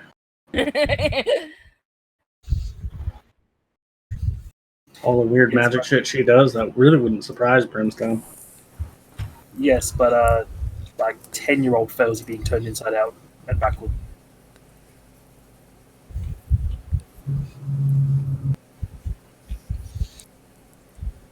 But sure, tell me about your thing.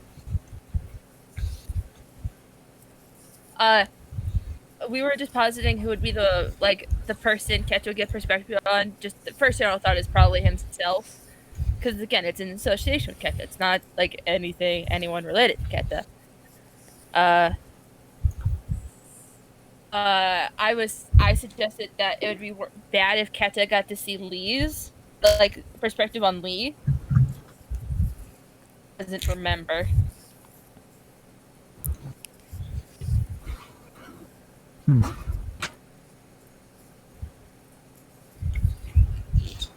Are we all back now, or? Yeah. Yeah. Okay. Just waiting on this. I'm eating a burger. Give me a second. Okay. Lee or Madame Elway, I think, would be probably the most interesting to be like, oh wow, that's.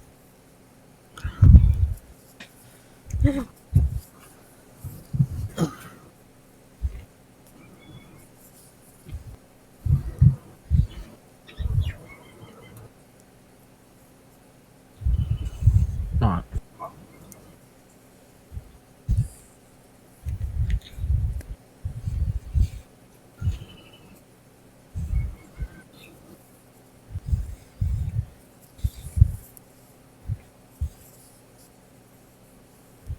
Sorry, guys, I was hungry.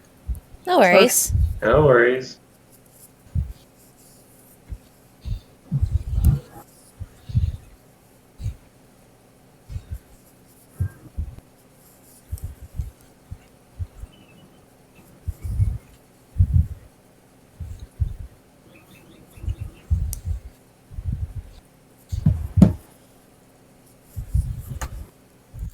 Alright then. Alright, muting.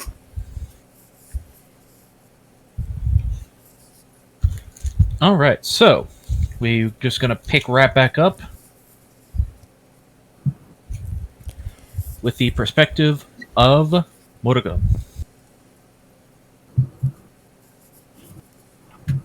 Just gotta switch to music.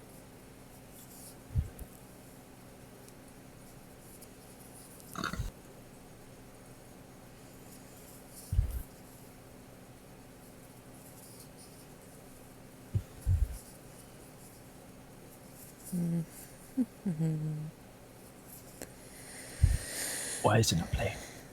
I don't know.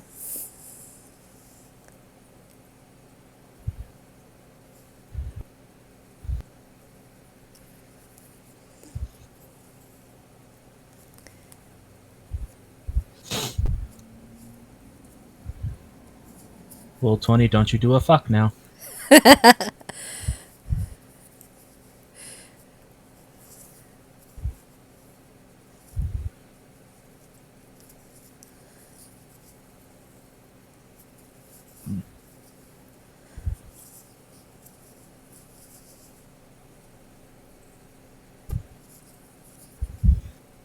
try to refresh roll 20 and see if that fixes it.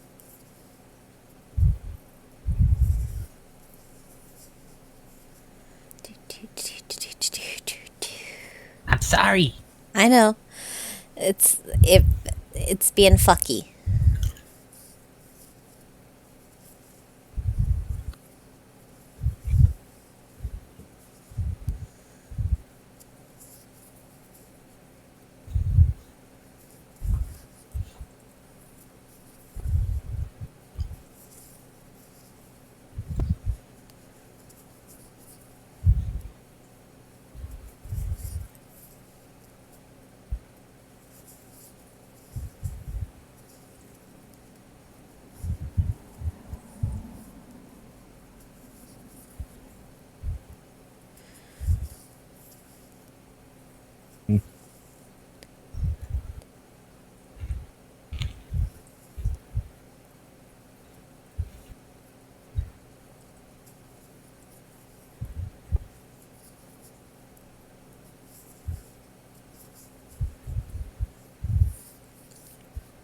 Start playing.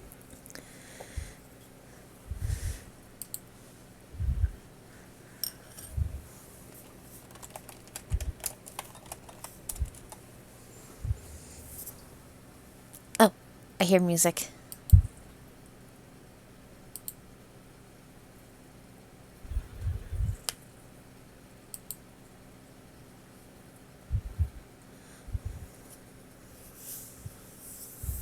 I heard music.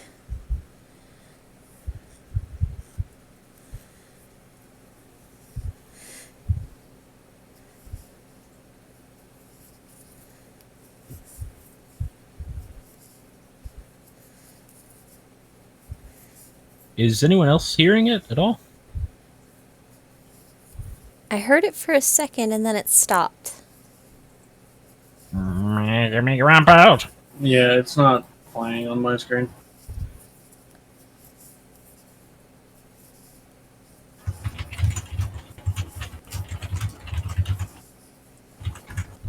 Wait, what the heck?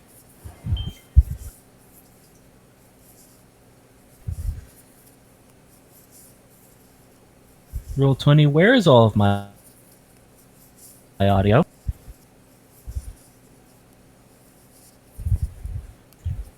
Well, this is annoying. It would seem that all of my uploaded tracks have disappeared off Roll 20. Oh shit.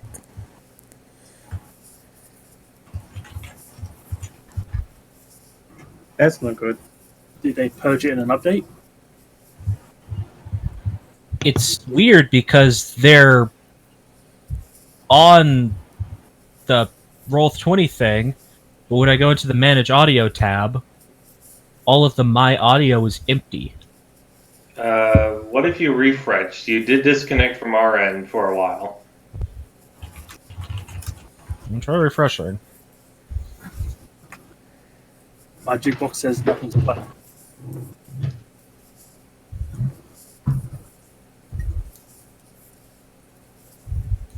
Come on, Roll 20.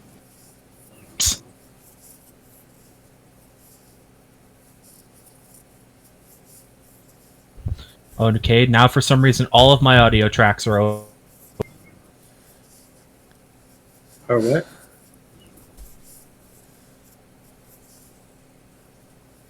I didn't do it. All your audio tracks are what now?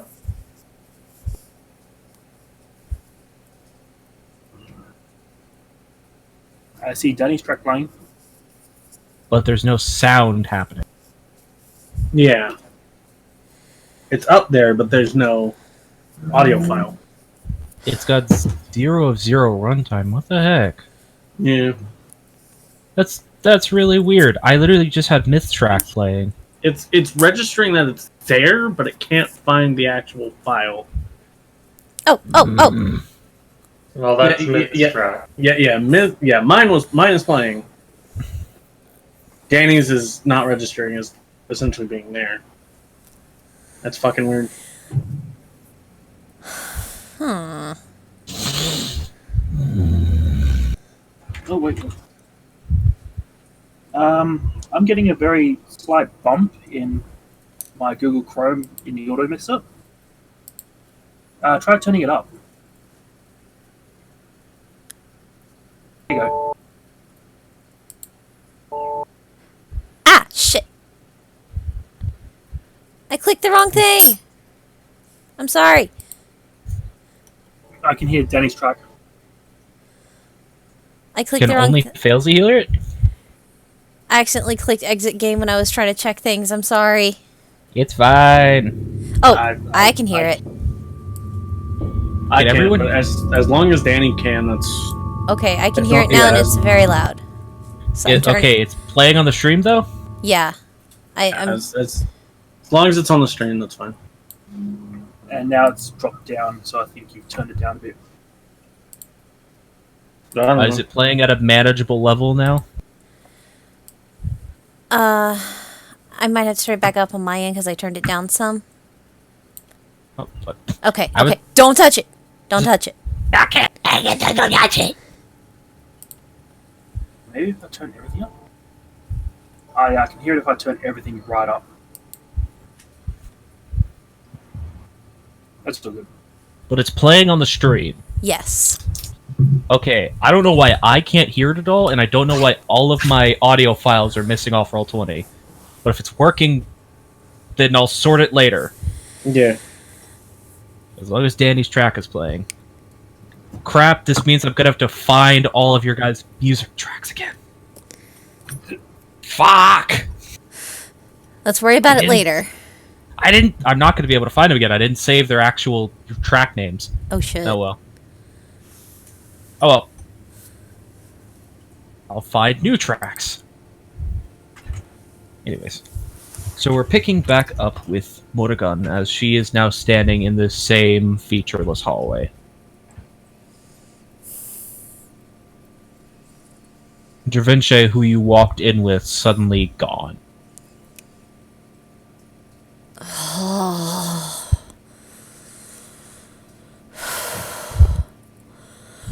Well, we're supposed to get reflections, perspectives on ourselves, so I guess it makes sense to go through this alone.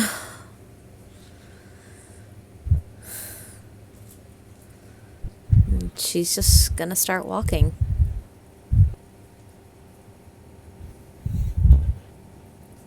Almost immediately, there is a flat panel to your left.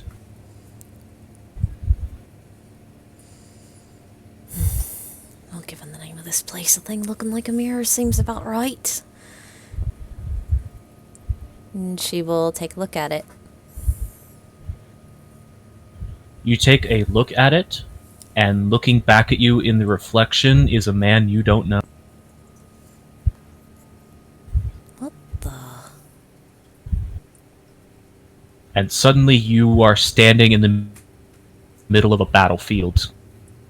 You just see countless people around you all fighting against these weird mutated creatures, many of them sort of feline in shape, all of them like the disturbing looking quadrupeds.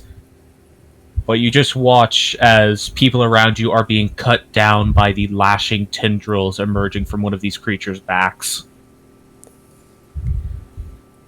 And you find yourself standing there, sword in hand. Not the Moonlit Aria, just a sword.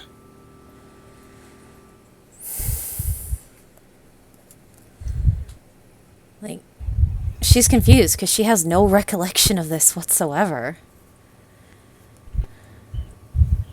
You just... It's so... I'll say that it's almost as an instinct as you stand in a defensive measure. Just bringing the sword up to bear against a tendril that flies and lashes out towards you. You do notice very distinctly, as you see your hand make this cut, your skin is not the normal sort of ebon toned skin that it is. Yes.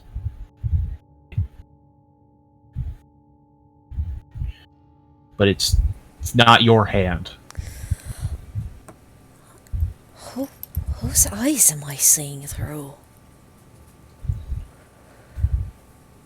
You just watch as this battle ensues, you basically being carried on as a passenger of this. As countless people are cut down around your perspective. For some reason, you just manage to keep pushing on. An explosion sounds off to your right, you don't know what causes it, but you just see it sort of blast you off your feet.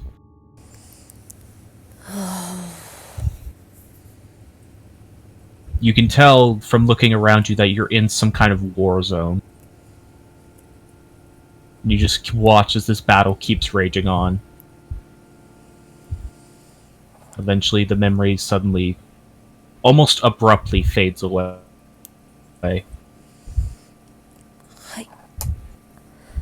What the... And you're standing in the hallway again.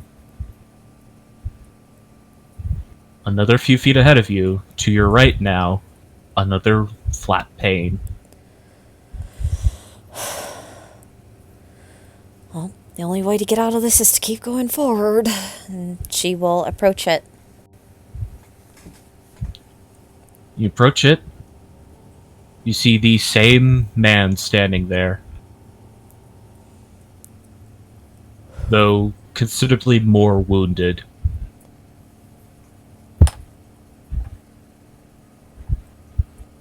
Who are you?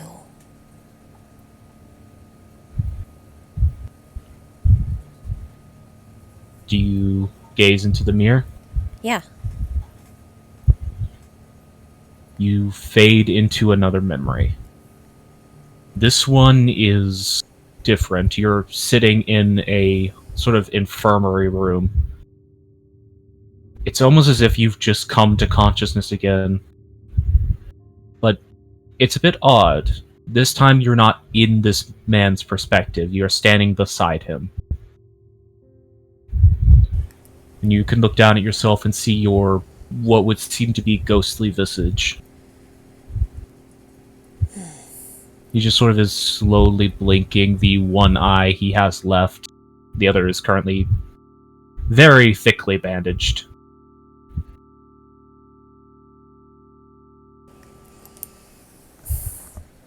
Where am I?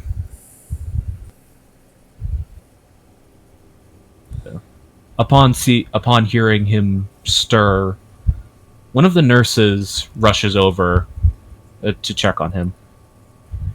I'd like for you to make a perception check. Absolutely. Modified 20. There's something about this woman that seems weirdly familiar. She's a tiefling. You can't quite put your finger on it because this memory in of itself is sort of blurry. But you can see the very notable silhouette of Hor.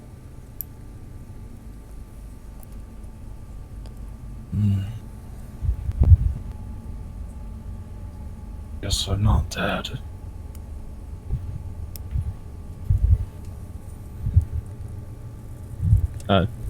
She just sort of tends to him, making sure he doesn't try to get up or anything before stepping away to go retrieve a cleric.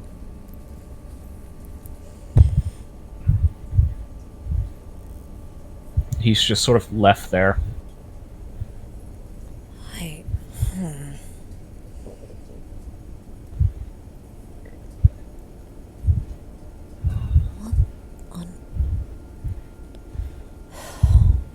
don't understand.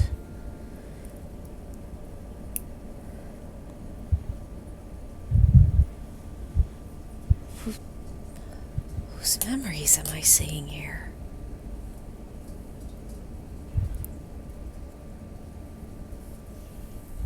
A few minutes later, you can actually feel a approaching you in the memory. It feels familiar. You know this feeling because you've recently been around her.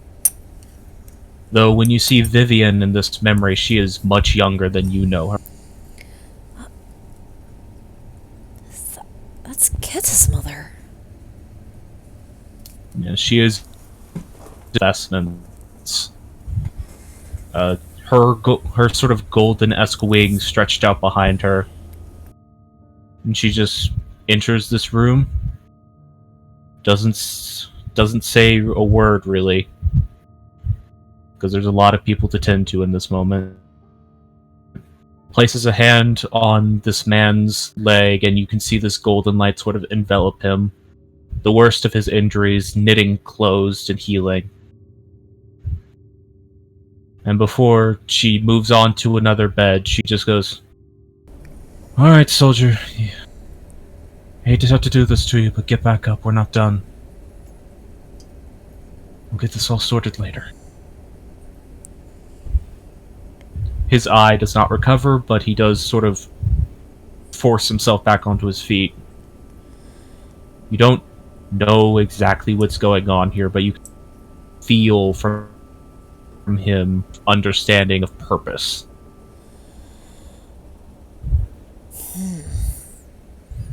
I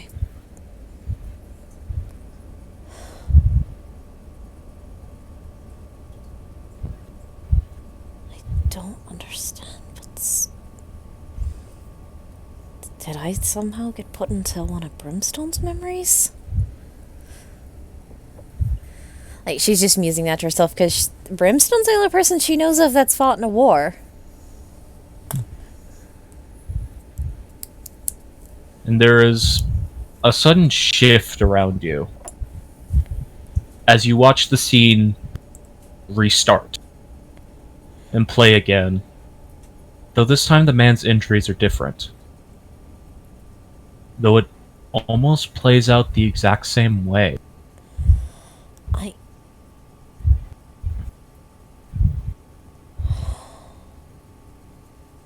And then, again, by the time it reaches its endpoint, it shifts and plays again. His injuries are different. The people around him are different. He keeps surviving. But it seems like every time you watch this memory, with the people around him changing, he might be the only one that... Whoever this man is, he's resilient.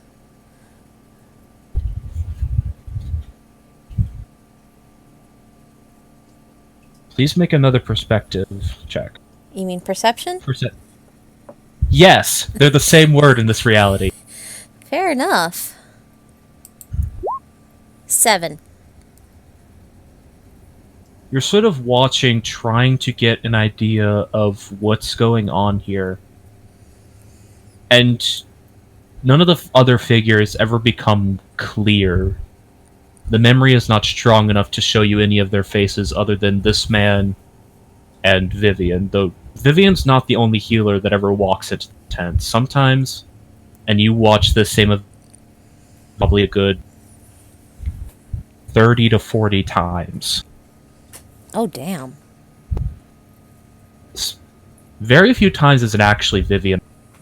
Sometimes it's just, from your current perspective, what just appears to be a faceless cleric. Their face just not remembered. But there's one figure that's... I'm sorry, the what? tiefling... Sorry, there's one figure that's always the same. The tiefling nurse that always seems to find him whenever he wakes. And it... the last time he... Whoa, robot.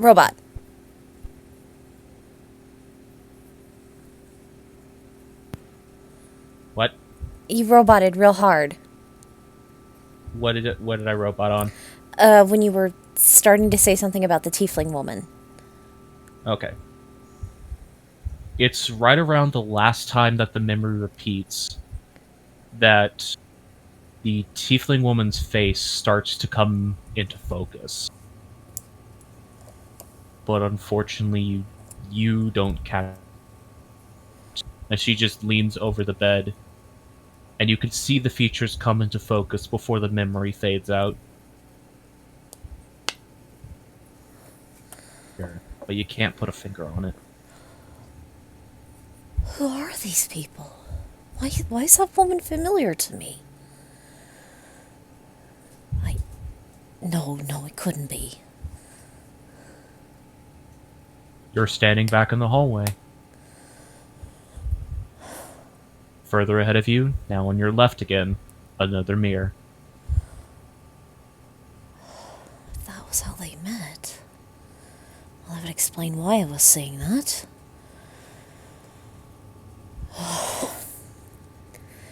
I thought I was used to weird. Apparently I'm not. Weird? The walls echo around you with a youthful voice.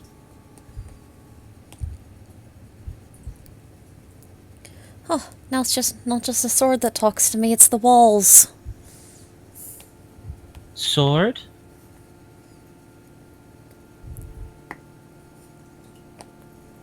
Yeah.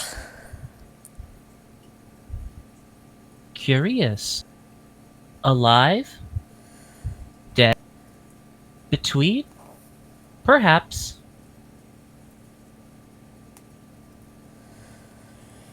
Oh, I'm not gonna get out of this until I finish with whatever I'm supposed to see, am I? Request. Perspective. Review. Required. That sounds like a yes. Perhaps. Whatever, and she's gonna walk to the next panel. You walk to the next panel. This one is reflecting that same man, though his visage is becoming more familiar. Make a history check to see. She's obviously having her suspicions, but to see if she puts pieces fully together. Okay. 15. It certainly does look like a younger version of her father. The scar that is very distinct over his eye. He looks... Damn it. He looks better here, but it's also bizarre to see him this young.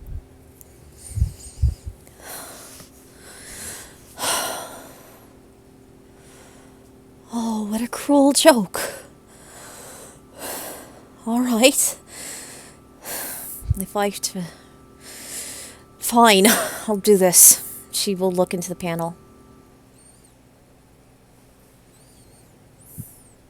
You look into the panel.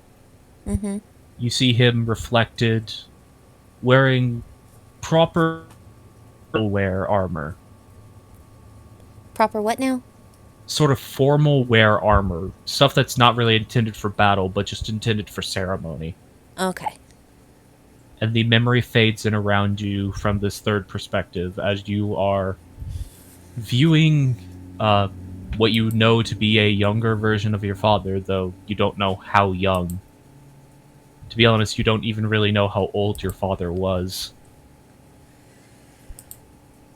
But you just see him much younger as he is dead-eyed, standing on a ceremonial platform in a line of other soldiers. Pretty much all of them, save for one or two of the probably about 20 here, have that same dead-eyed expression.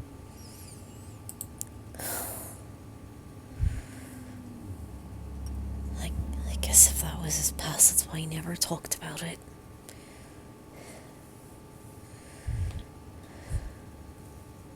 You watch as the figure who is walking down this line is also familiar to you.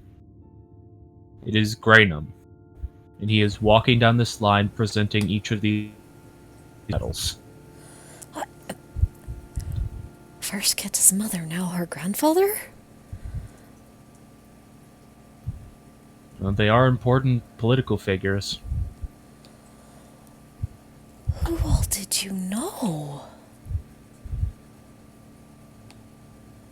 As Graynums walks past, almost walking through you as you're standing in this perspective. He reaches up and places a medal around your father's neck, and he just sort of looks down at it, lifts it up with one hand, and just nods. As Graynum steps, sort of giving him, you can see a very sort of, but still accepting look. It's a very strange expression. It's hard to read, but he almost doesn't look like he wants to be doing this.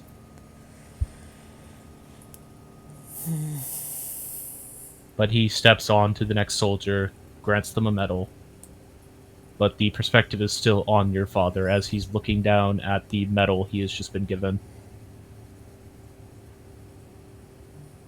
Then you can see his eyes slowly scanning up into the crowd, and you just watch as a little bit of light actually goes back into his eyes, as he seems to notice something.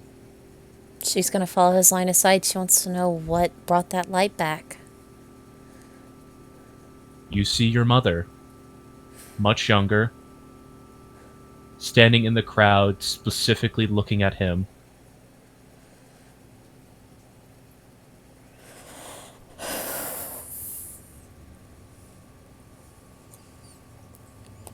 God, she looks so much younger.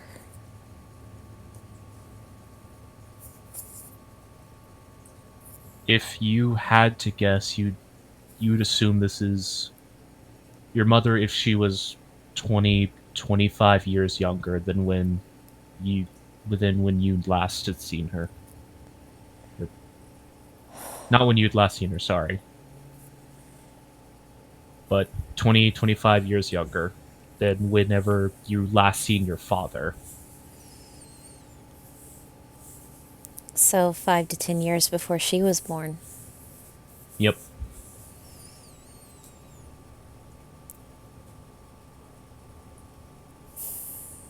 And you can almost see everything else. You missed her so easily. Was the fact that everything else in this memory just suddenly fades away. There's still the stage, there's still your mother, there's still the sort of almost auditorium-esque setup that everyone here was in. Well, not auditorium, amphitheater, that's the word I was trying to think of. Yeah. But all of the other people, even the god Graynum himself, fade away.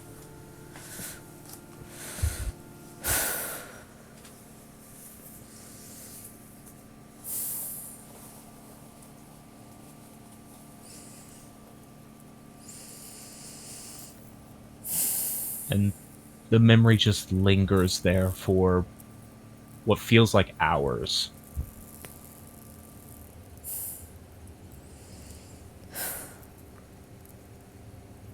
Her just thinking back on some of her own memories, just times when it actually looked like they were truly in love.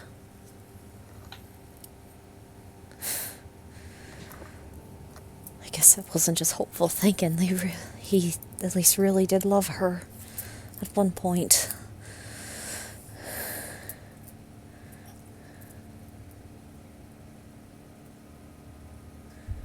You do sort of yourself suddenly flash back to one of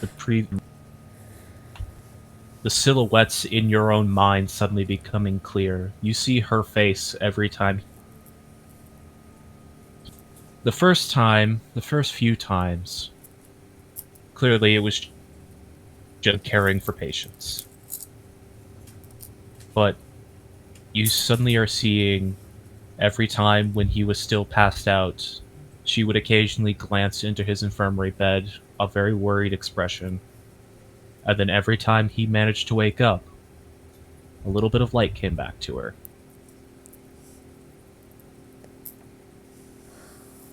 And it just grew brighter every single time she...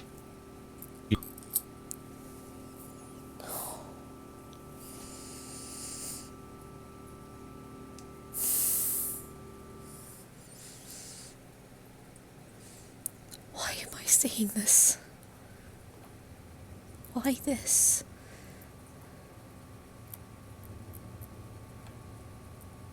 You're suddenly standing in the hallway again.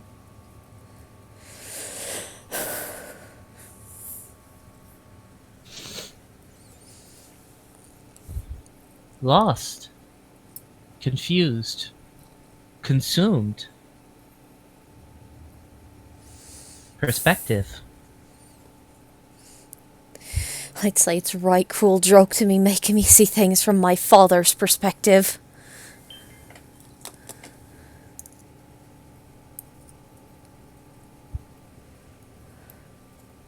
Understand.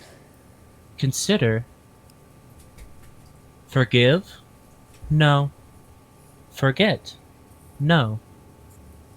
Understand. Perspective.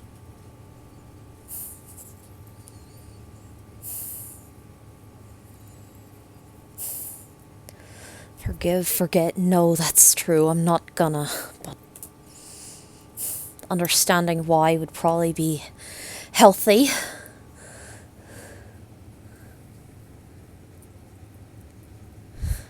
Believe. Love. Remember. Vice.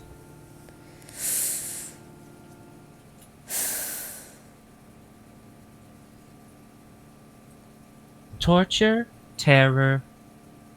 Tearing. Pain. Reason?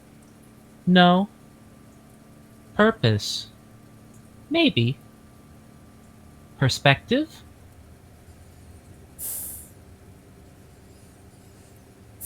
Aye, whatever, I'll just... Gotta continue on with this. I started this, I need to finish it.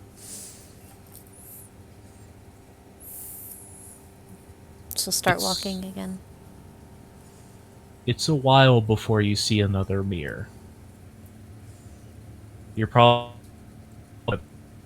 feels like heck you previously it was just a couple of steps between them, but now it feels like you're walking for almost an hour. But eventually you do come to find one again.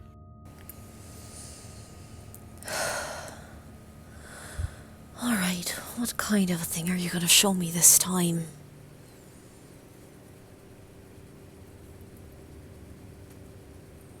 In this mirror reflected before you, you just see a man, the man you know as your father.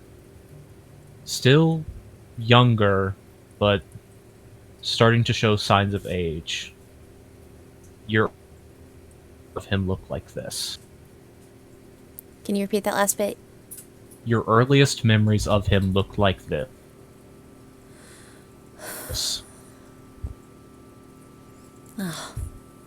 Now you're starting to look like him.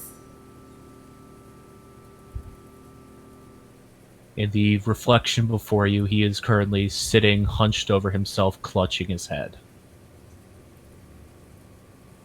She will continue to look at the panel. The memory sort of fades in around you, as again, you're standing almost before him as and looking down at his visage as he's sitting on the edge of a bed. Never see this, but you can just remember, just vaguely in your mind, your parents' bedroom. He is just sitting, clutching his head, and you can just barely hear these really soft, restrained sobs coming from him as he's just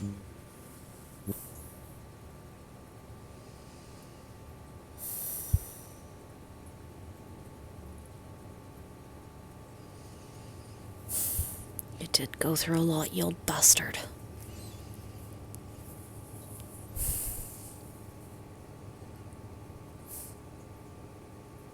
You hear a strange sound, though.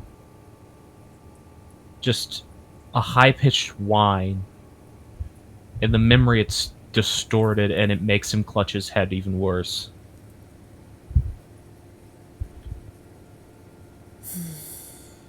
I would like for you to give me a check.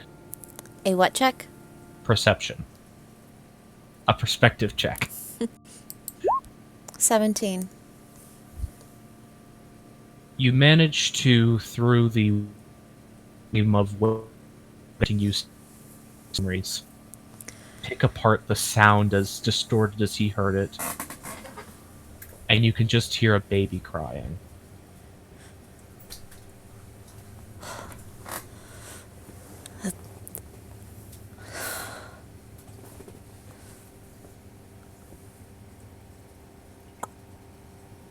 But from the perspective he heard it from, it sounded the urine of a battlefield being.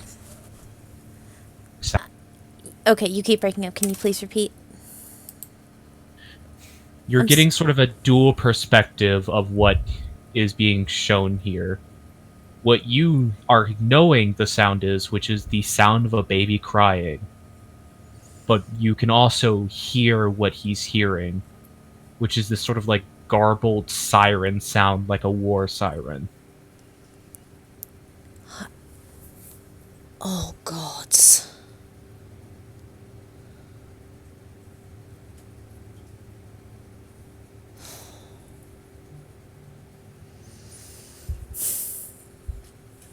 He doesn't do anything, but just sits there. And eventually... And slowly but surely he manages to rock himself back to his senses.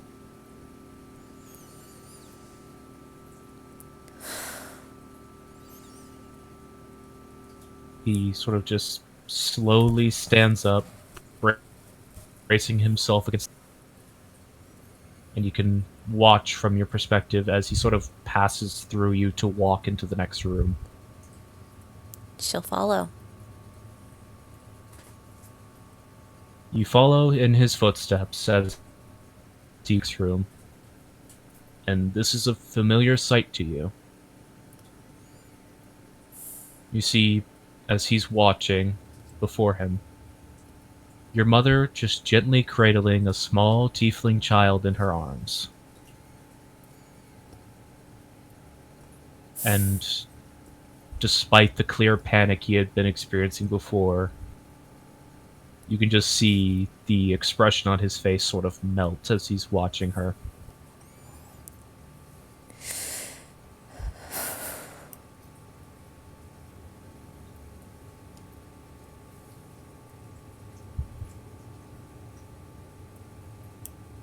And the memory starts to fade around you.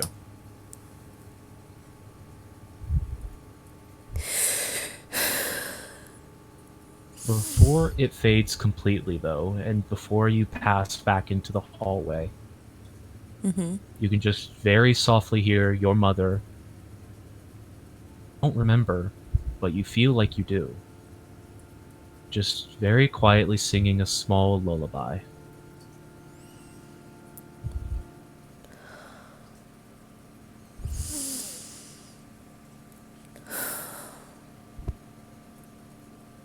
And then you're back in the hallway.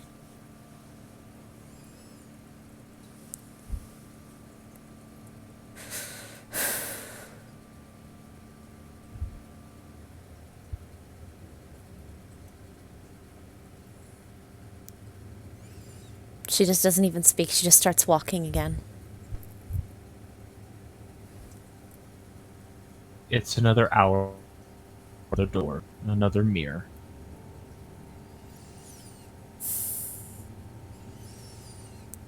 She takes a moment to take a breath, square her shoulders, and she's just going to look right into it. This time you see a man, your father, a similar age to the previous one, though maybe a few years older. Definitely some of the salt entering his otherwise black hair. You always knew that your father probably wasn't that old, but always definitely showed signs of age early. And now she's beginning to understand why.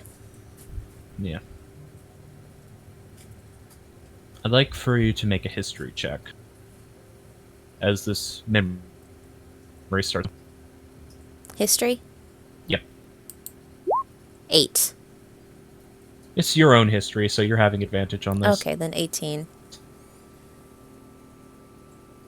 This is when you were 5, 6 years old, from what you can recall.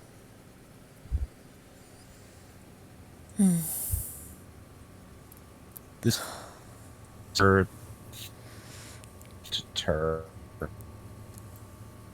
Oh, you keep roboting. Give me a second. I'm gonna hop out and hop back into the call, okay? Okay.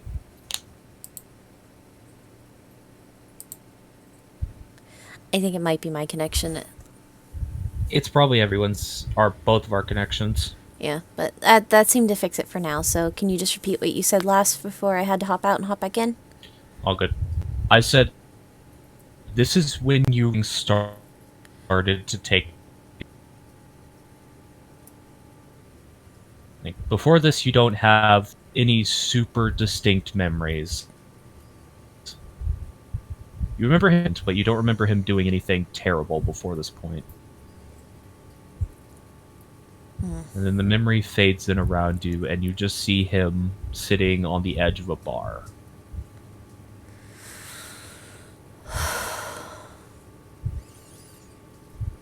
Like 15 bottles just sort of sit as he's just sort of slumped over himself. How many bottles did you say? A good 15 bottles. Damn. Got a lot of constitution. Fair enough.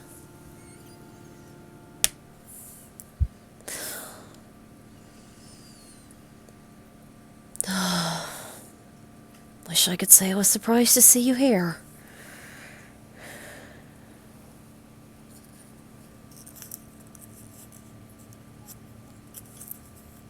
You just Ash? see him sort of... Oh. Yeah.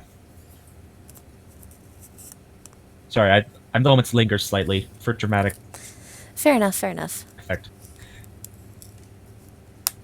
Yeah, but you just see slowly lift his head up after a few minutes, and he, like, in the fashion you've seen many people at bars do, trying to...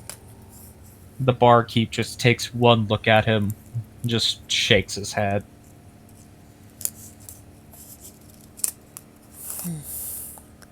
He tries again. A few minutes later, barkeep just shake. Eventually, after trying that enough, stumbles out of the bar. Oh, I think I know what's gonna happen, but need to see this through. She's gonna follow him. You follow behind, and he's not heading towards your, like you might have been. Despite him suit himself up. I'm sorry, what? Despite his drunken stupor, Okay, you keep roboting, dude. I'm so sorry. not thing I can control. I know. Just, I want to make sure that I hear you, so that's why I keep asking you to repeat. I'm so sorry. Okay. Oh yeah. So he straightens himself up and sort of heads into the alley behind the bar. I'm assuming you continue to follow. Yeah, and she's kind of confused at this.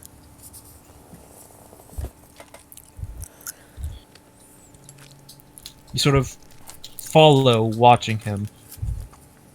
And what you see play out before you is him start talking to someone.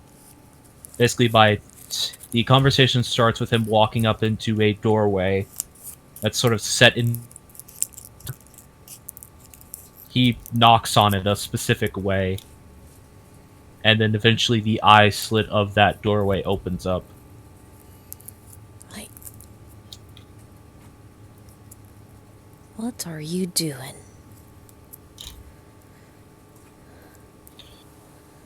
The words of this are kind of garbled and weird. You can't quite make them out. It's almost sort of like when you're trying to hear someone while you are very much drunk. In fact, the whole to like have this sort of gentle sway, it's sort of swing around it.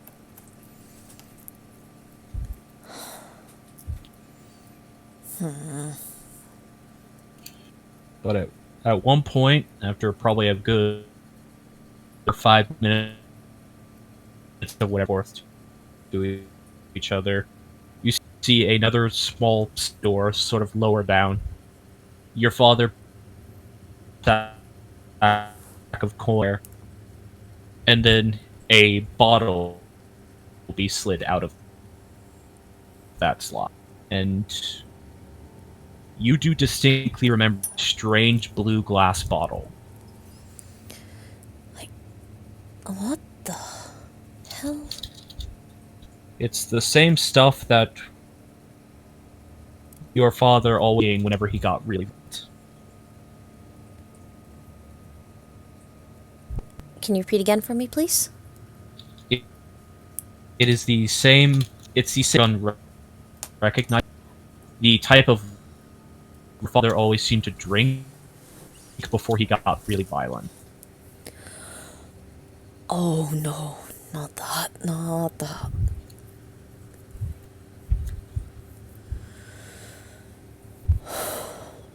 Distinctly, this bottle has no label, but you remember the of the same material. Okay, I heard the bottle didn't have a label. The bottle has no. Remember them always looking the same, made of this same sort of icy blue crystal glass.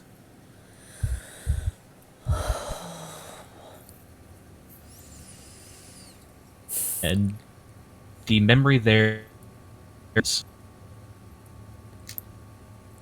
The memory sort of there. as the memory there seems to freeze as he is stepping away and taking the first swig of this bottle.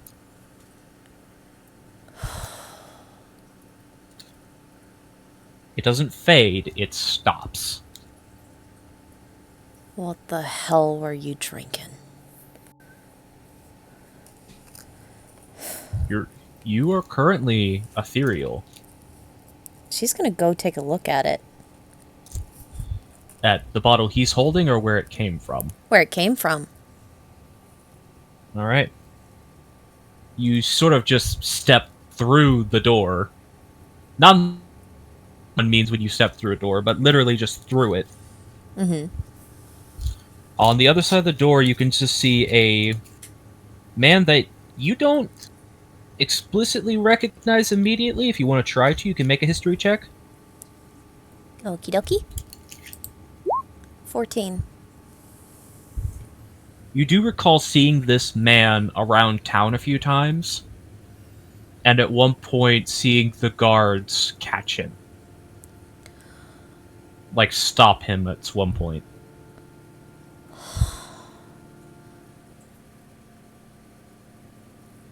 But behind... Illegal stuff. But you can just see as he is sort of... He has stopped, obviously, as he is currently putting the coin your father pushed through the door into a lockbox. Mm-hmm. But around him in this small space in the back of the bar, you see just sort of almost like a wine shelf where it has all those sort of... What is the word I'm trying to think of here? Lattice holes in. You just see sort of like a lattice work of a bottle rack that has all these blue crystal bottles in it.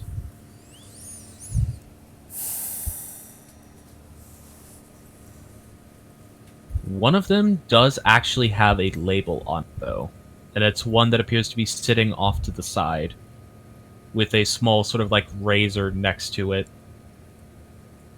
She's gonna look at that label. Yeah. And you do also, as you get closer to that, notice that there are a bunch of discarded labels that have been peeled off of other bottles. She's looking at the labels. She wants to see what this stuff is. Alright, what languages does Morrigan read? Common, Infernal, Dwarven. Alright. You cannot directly read what is on this label. It appears to be in some kind of Elvish script.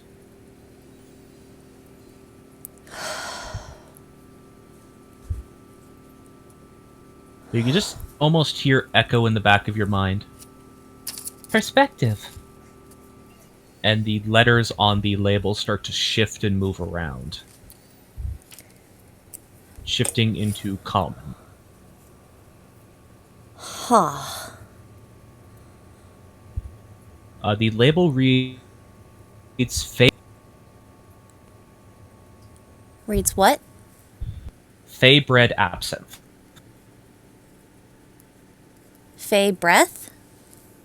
Bread. Bread. And absinthe was the other part of it? Yes. Thank you. Bread is Actually- in to breed something, not like the loaf. Oh, okay, okay.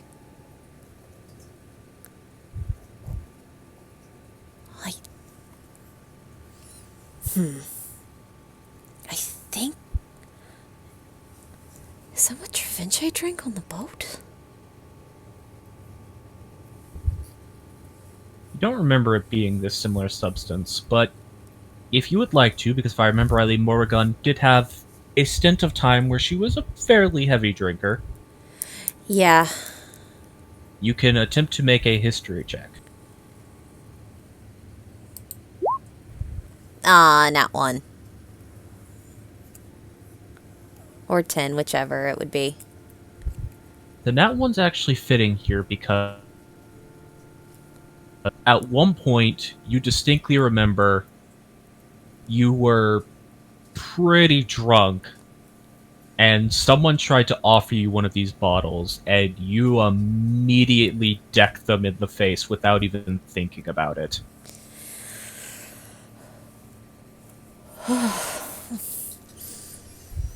Oh, yeah, that stuff. No wonder I punched that feller in the face.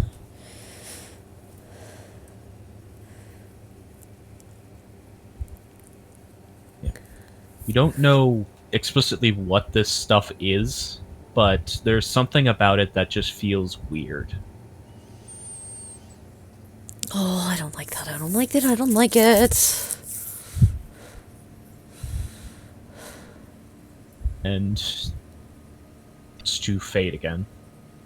But you know what happened after that. Yeah.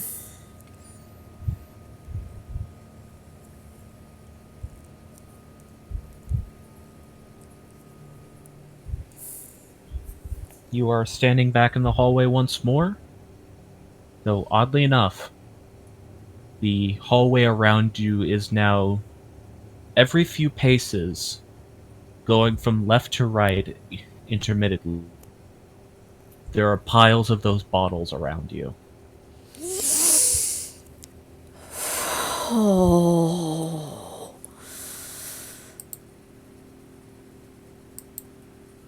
And there is a heavy scent of alcohol that fills the hallway now.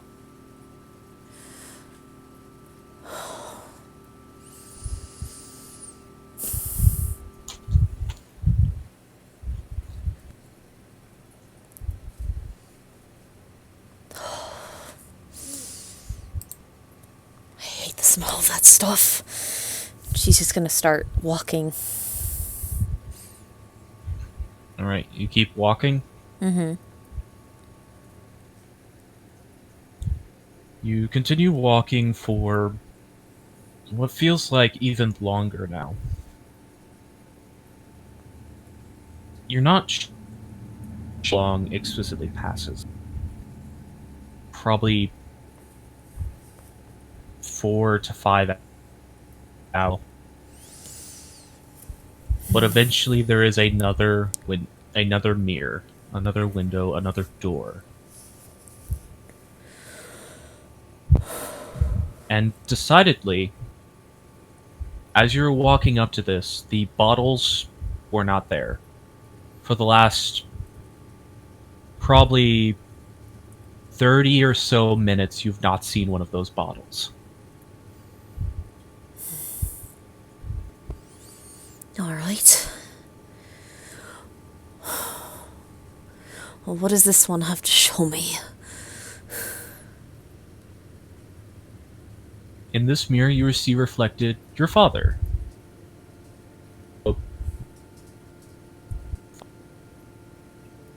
Though you do remember him when you do remember this visage of him fairly easily because you have fond memories of this time. It was a time when he did his best to stop drinking. And for a little bit managed to clean himself up. But you distinctly remember it. She actually kind of has a little smile on her face. It's like, oh, I guess I get to see something nice this time.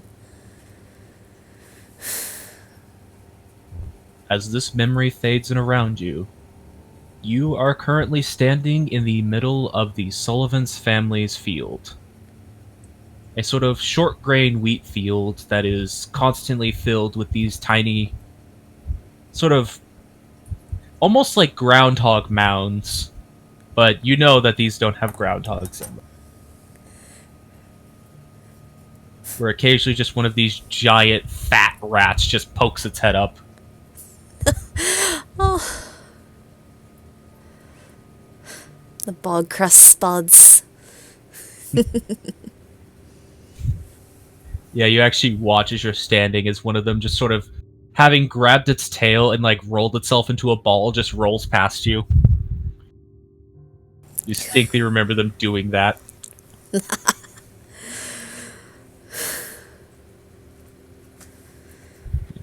You can actually see, you're not particularly close to this one's, but you do see off in the distance your father, you, and your little sister. Maggie.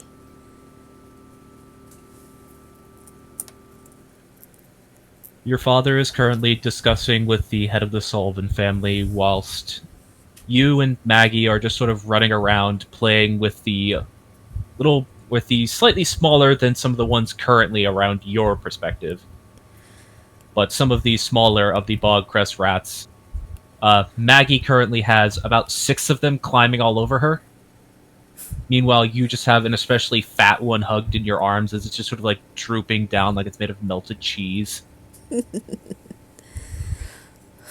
Its head slatter as its scrunch just gets pushed up.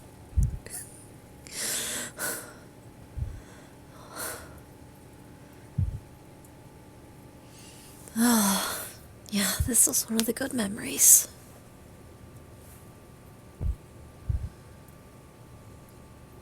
You see, as from your perspective, you don't hear the words, but you do distinctly remember them. So he just goes, "Alright, girls. Try to find one you both agree on." And you just see both you and your little sister just sort of look at each other, nod, and start almost sort of like judges on America's Got Talent, just sort of judging each one of these rats to try to decide which one you want.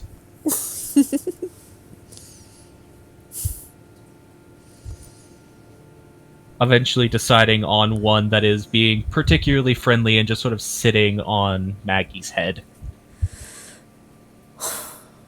Oh, that one picked her. We had to take it.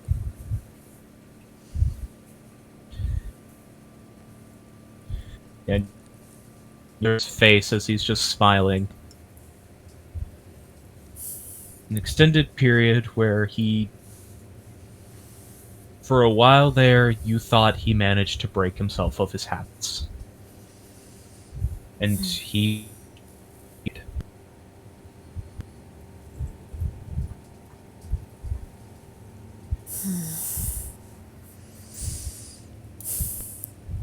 He really was trying.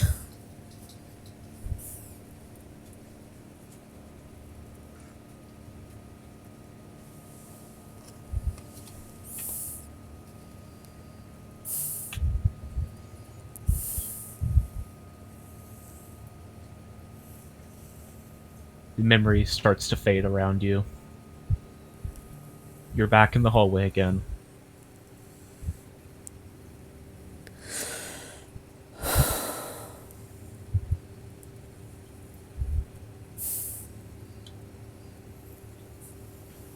He tried. He was trying.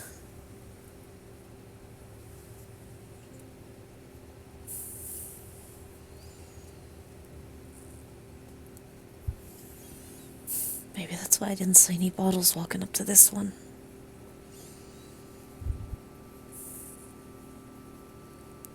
And just continues walking. It's another 30 minutes, but you don't see any. The scent of alcohol is suddenly in the air.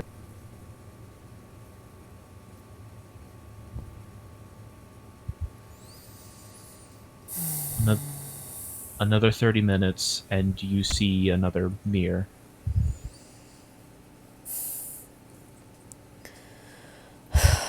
All right. What's this one got to show?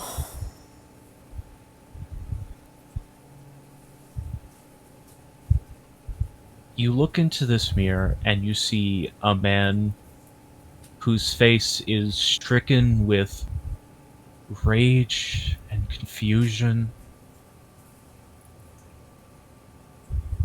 An expression that you distinctly remember him having many times.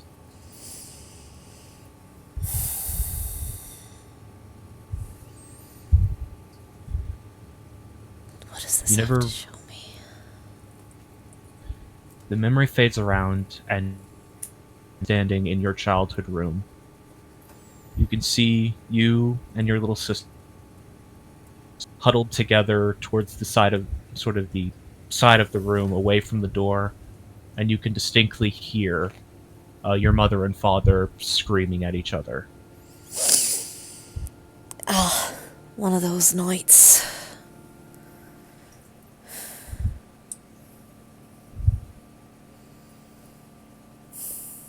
The words aren't very distinct. It's hard to pick them apart from each other.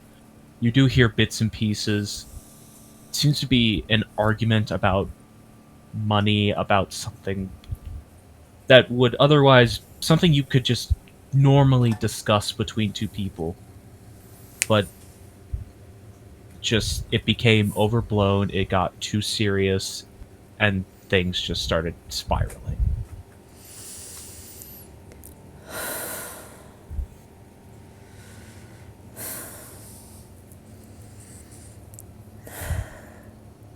You just hear something shatter amongst the screaming, and you see your younger self stand up and run out of the room.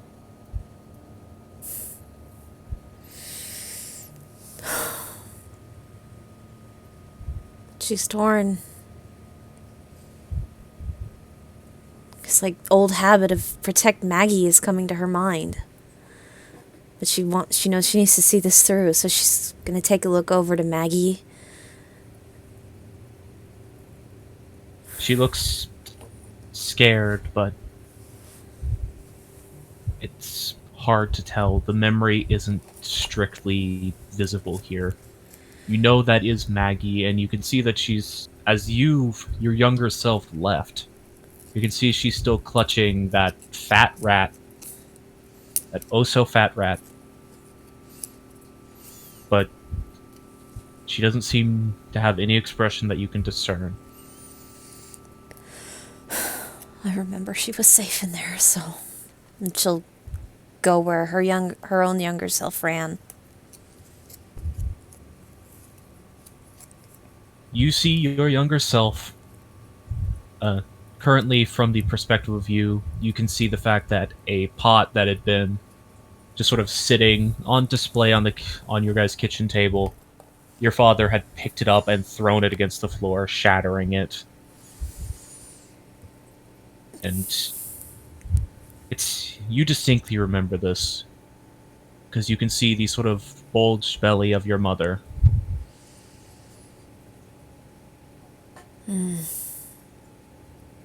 He would never hurt her when it would cause other issues, but he would always...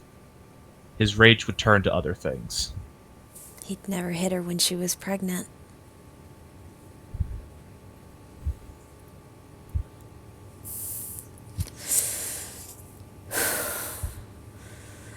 The one good thing you were still able to do, even when you were at your worst, you'd never struck her then. I'll give you that.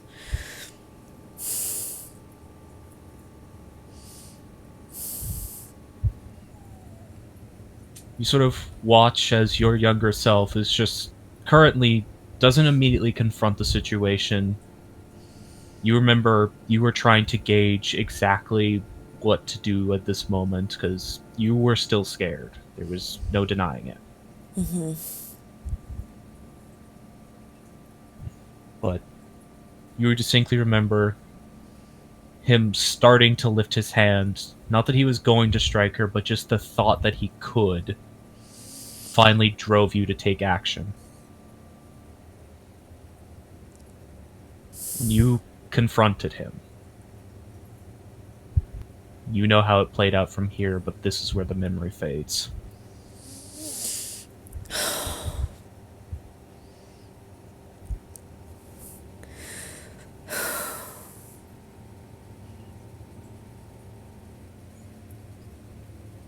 But you're not back in the hallway.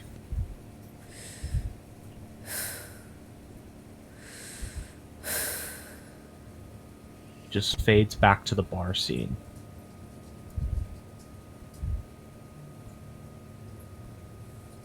Except the number of bottles around him now easily double, triple what it previously had been.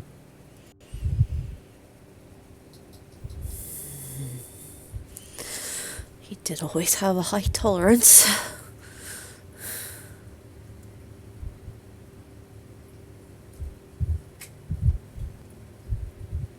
And then you're back in the hallway.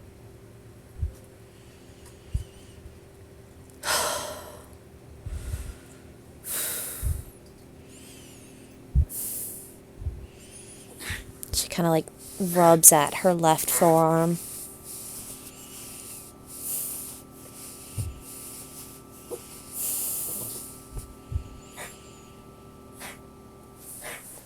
Sorry. Okay. You're okay, buddy.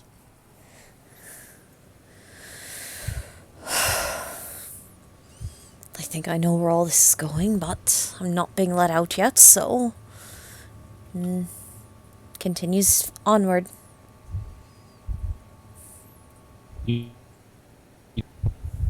And you start to notice those bottles start cropping up again.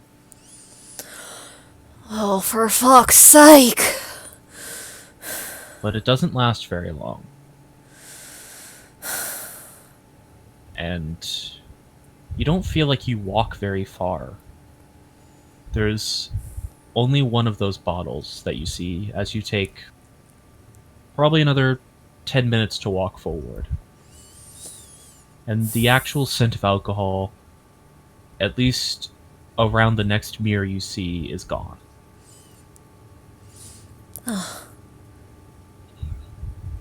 This might have been one of the other times he tried to stop. And she will look into it. You see the face of a man who is conflicted.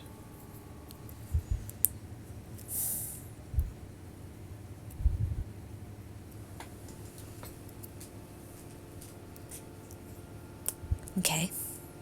The memory fades in again, and you remember this moment too. It's not far apart from the previous memory you had, where you remembered standing up to him. This is a festival where probably another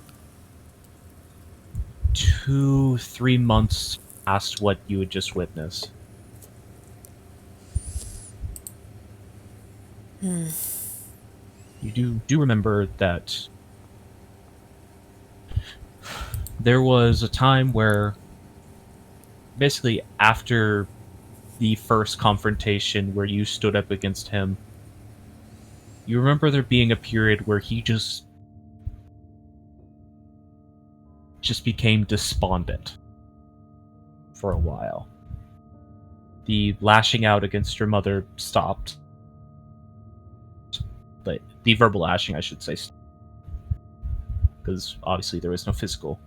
And he didn't get aggressive very much after that point. And this is one of the times where you as a child thought maybe standing up to him once.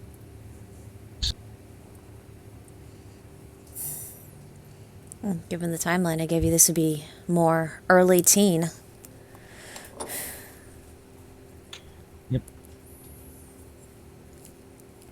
Based on what we were talking about, these both happened at very similar times, so I switched them a little bit. Yeah. This would probably be around the time she was 14.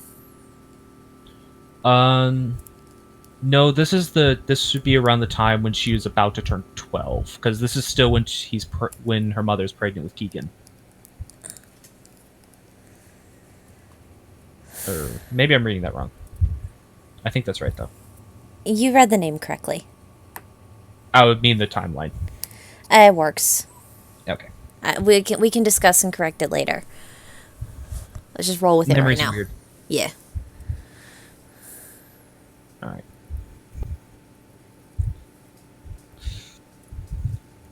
All right. So, sorry, I'm having to get things in order again. So, sorry. Then yes, this would be quite a bit down the line. So, rewind slightly. It'd be a longer time between the walk. Yeah. Still, though, it would have been a perspective of there is less lashing out in that period of time. Yeah.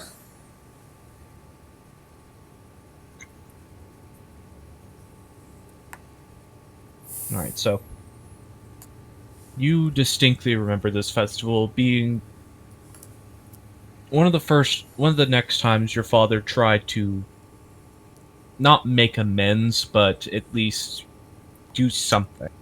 At least be better. Yeah. And this was another period where, for a while, he was better.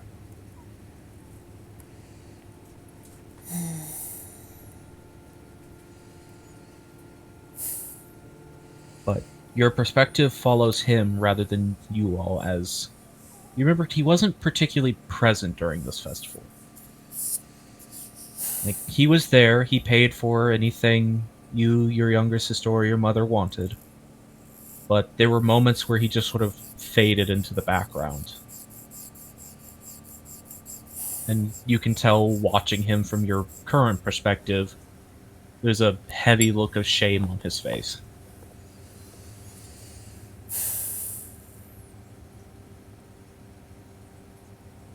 But you can see someone approach him from behind.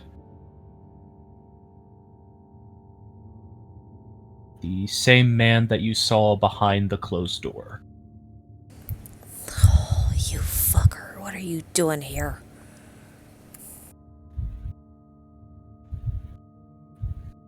He approaches your father, and you can distinctly hear a conversation to follow. Just this man just going, "Alright, listen, if you've always been a very determined customer, I do not mind giving you more. I just need you to come back and see me."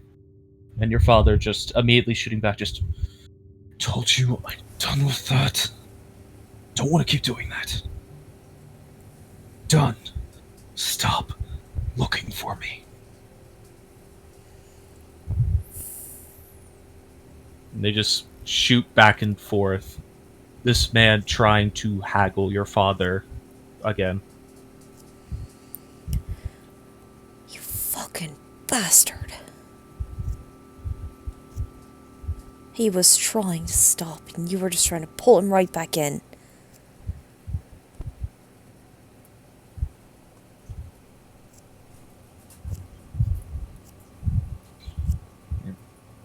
You just watch this conversation play out, and it eventually caps off with this man just, look, I'm not normally about this, but here. And he produces one of these blue bottles. And you can immediately see your father's face twist. Just, there's a split second of disgust and just immediate dismissal, but you can see a very sort of determined bead of this desire, this need start to take hold in his expression. And as you can see his face sort of twist towards that sort of I needed expression, the other man just has a very jovial smile.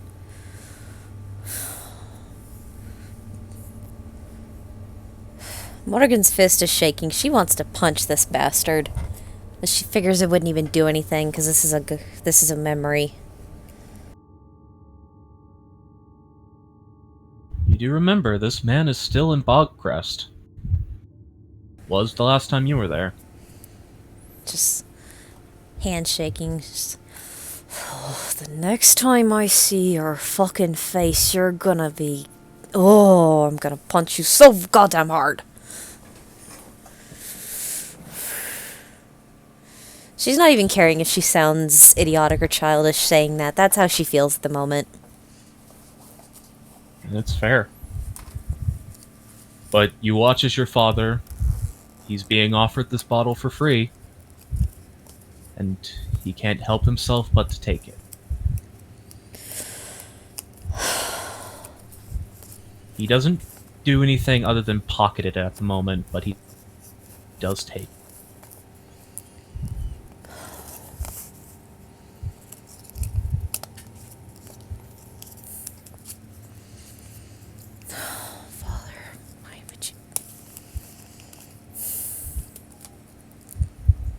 The memory fades out, but refocuses again. As it's refocusing, she just says to herself, why do I feel like if he hadn't given you that, you would have actually been able to stay off of it?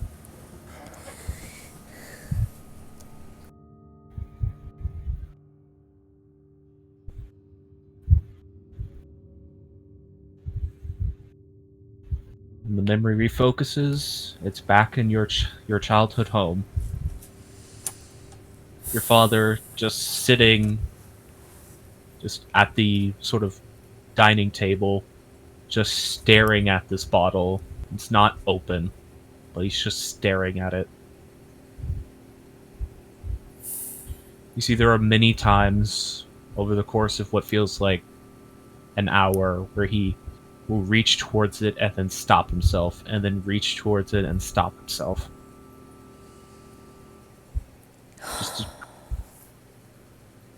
He's clearly trying to fight this vice, this desire. God, if I could change the past, I would just take this from you and dump it down the drain.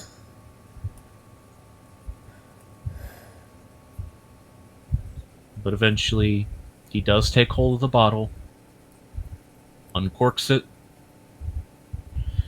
takes a long swig, and you can see this weird light fill his eyes for a split second. And then there's a sound. And he just immediately snaps into focus. And you can see, from your perspective, you see yourself climbing through one of the windows of the kitchen, trying to be sneaky. But you see his perspective too, where he doesn't see you. He just sees a faceless person.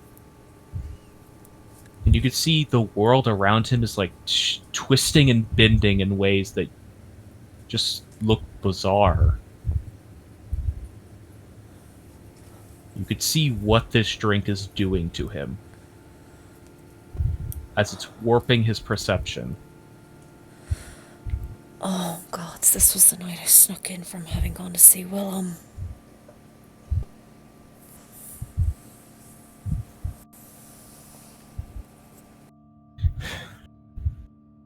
You watch as he immediately walks towards you, and you trying to explain yourself, but he doesn't.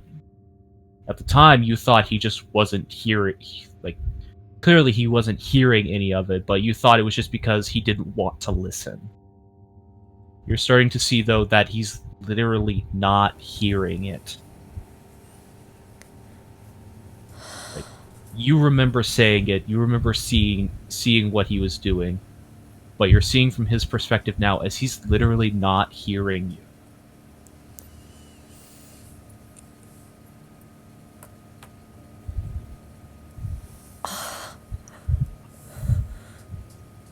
What the hell is in that stuff?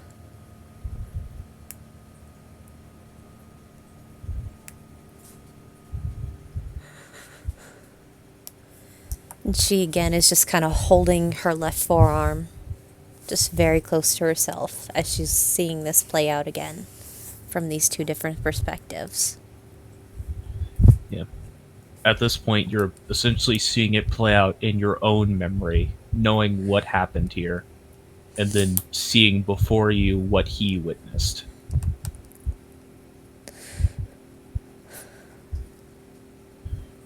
You just essentially watch as your father beats you. He beats what he just thinks is an intruder, something he doesn't recognize, until there's just a distinct crack.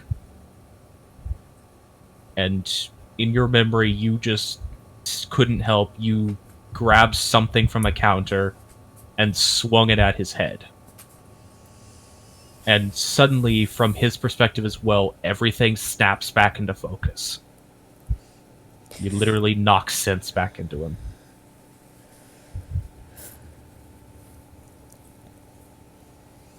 And he just looks at you, initially starting to lift his hand again to keep going.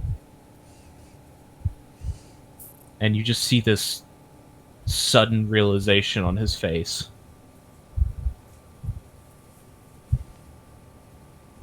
He drops that bottle, it smashes on the ground, and he just walks away in that moment. You thought he was just done with you for now. You can clearly see now that he realized what he was doing.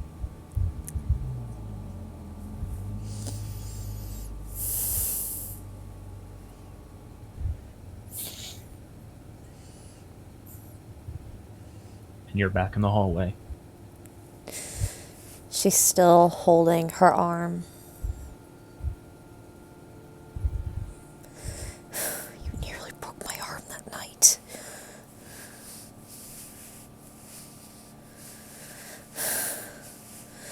Now I know why you stopped, at least.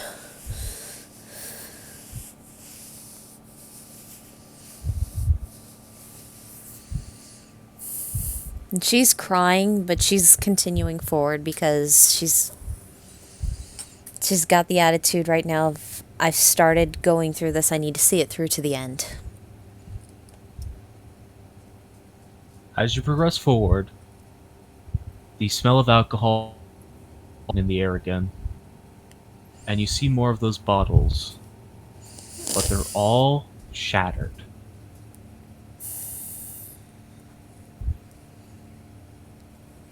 And there's a sort of thin, glowing blue liquid filling the bottom of the corridor.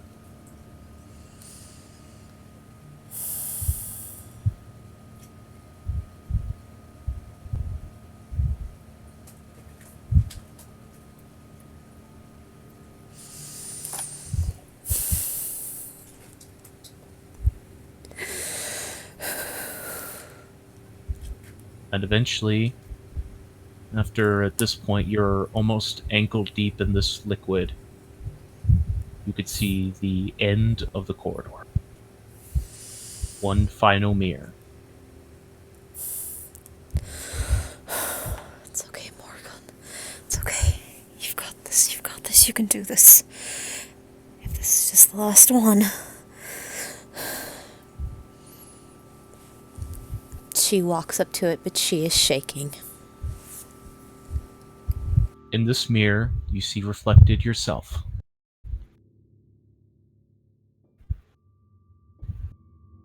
And you remember when you were this young. Just into your proper teen years. About 15, if I remember rightly. Yeah. Where you had enough.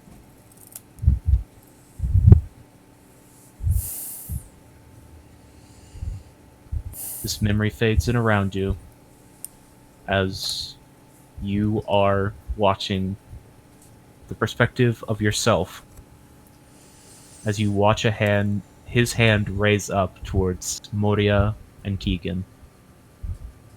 That You name don't is know- pronounced Moira, by the way. Moira, sorry. No worries.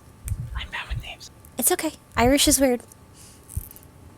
So, you watch him raise his hand up to Moira as she is holding baby Keegan. And you didn't know who he was going for, and you didn't care. You didn't want to take any chance.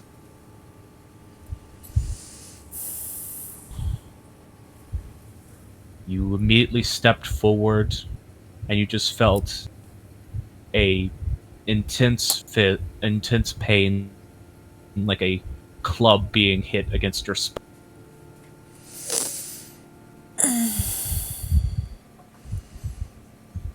But you didn't stop. You immediately wheeled around, grabbed his arm before he could throw another punch. And with strength, honestly, you didn't even know you had at the moment, at the time, practically lifted your father up over your head and threw him out into the street.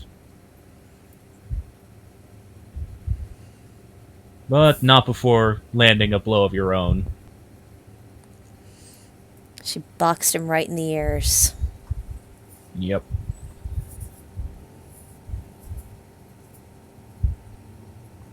There were some decidedly choice words shouted as he just stood up and headed off.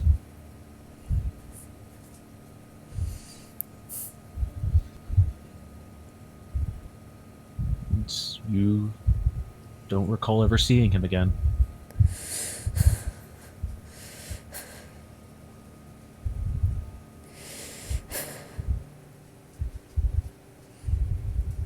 Did what I had to do to protect my sisters, protect my mother.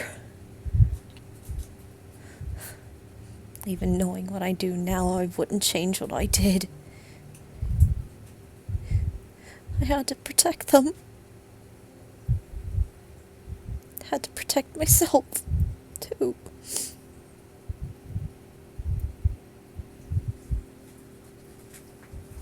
You're back in the hallway. The liquid around your feet is gone, and a door handle appears on the flat surface before you.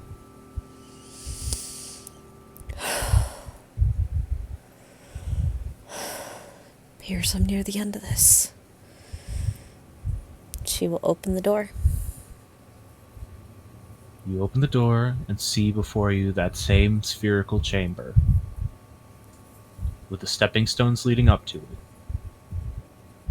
But what you see in the center platform immediately spikes you with a heavy sense of anger, as there is one of those bottles floating in the center platform.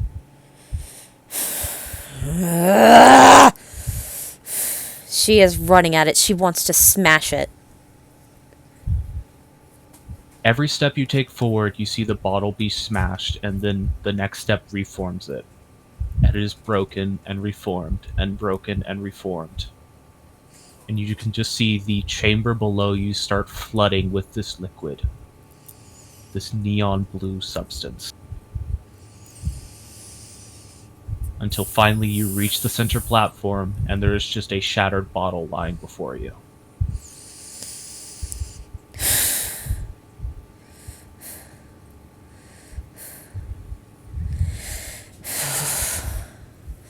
In Infernal, she says, if it weren't for this, weren't for that fucking man, I might have had a chance at getting to actually know my father.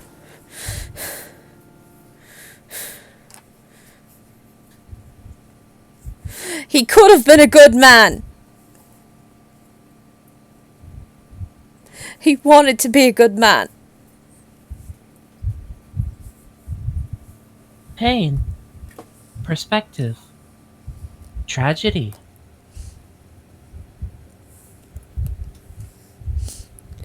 Mystical? No. Divine? No. Infernal? No. But tragedy. Yes.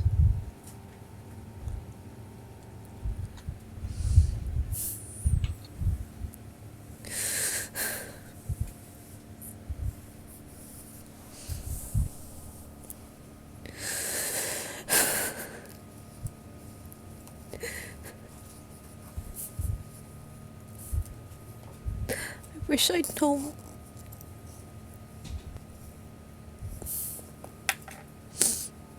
I would like for you to make an investigation check. 10. Exactly what you needed. Amongst the broken shards of bottle lying before you, and you get the perspective now looking around at more than one bottle. You only saw one racing up towards this platform, but you really, every time you saw that bottle be shattered, broken shards collected on this center platform. Amongst the shards, you just see a slip of paper.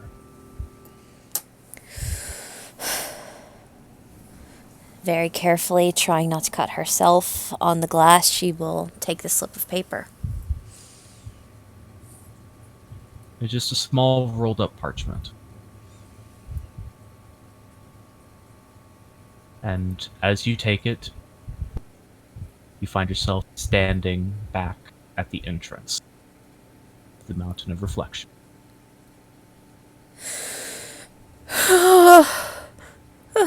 Morrigan and Dravince, as you start, or not Morrigan, Brimstone and Dravince, as you had started to walk away, you just hear Morrigan's voice behind you.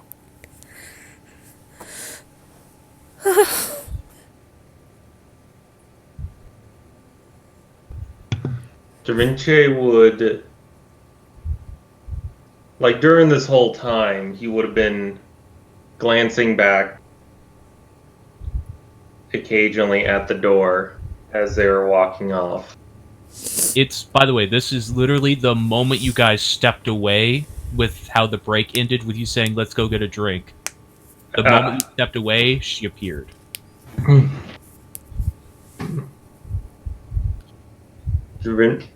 Okay, Da Vinci is going to spin around to see Morrigan.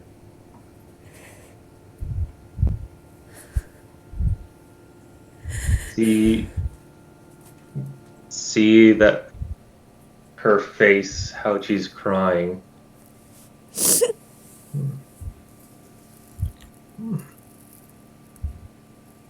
And he's going to immediately hug her.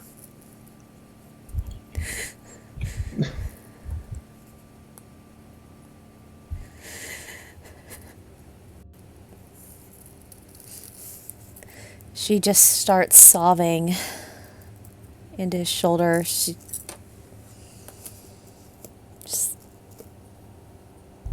holding on to him. She's got the parchment in her hand. She hasn't looked at it yet.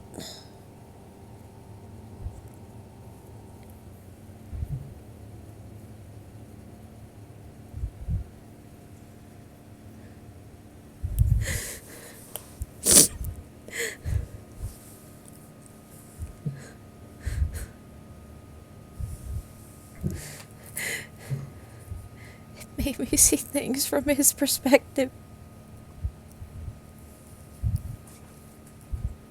It made all of us see things we didn't want.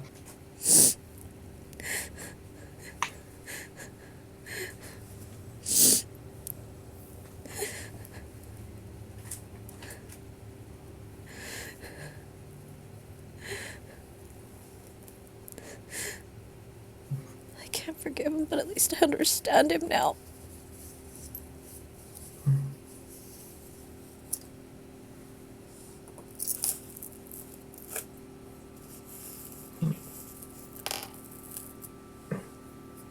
He's not going to respond to that, just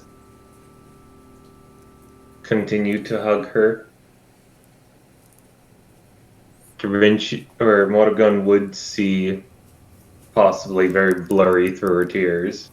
Mm-hmm. The Da Vinci's face is also red and just covered in tear streaks.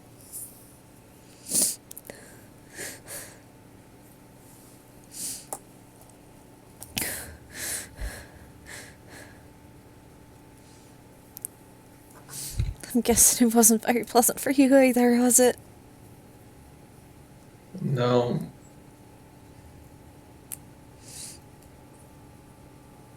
And she'll look around to see if anybody else is out and see Brimstone. What kind of cruel trick did it play on you, huh?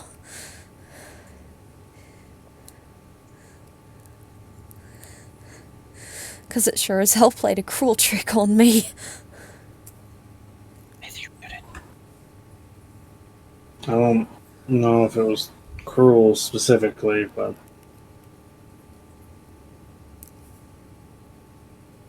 I at least have an idea of how much my father's done.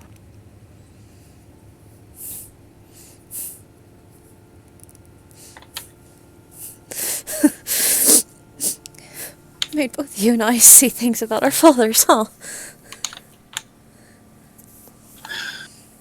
Nothing new from him.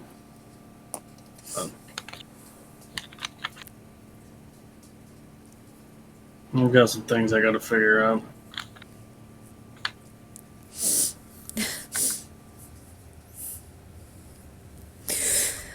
Maybe you two should head back to the cart. I'll stay here and wait for the rest of them. Are you sure?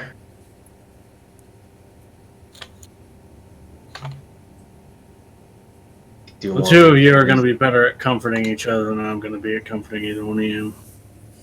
Do you want me to at least bring you out to drink? That's up to you, Adventure.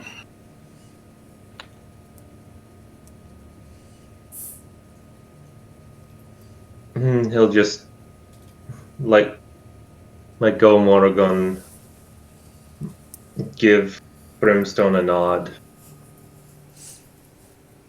I'll make sure to bring back a good one. Might want to send Lee out here too, if it's been as traumatic for Keta as it was for you two. She's gonna want him. Good idea. Yep. Will do. I am concerned. Lee's just Well. there. Well, that's convenient. Hey, Lee. Just before going to the cart, Morgan is going to just go over and hug Brimstone. Oh, okay. Not really resisting it, just like, oh, okay. I guess it's a thing now. I don't know if it makes you feel better, but it makes me feel better to hug people I trust when I'm upset, okay? That's fine.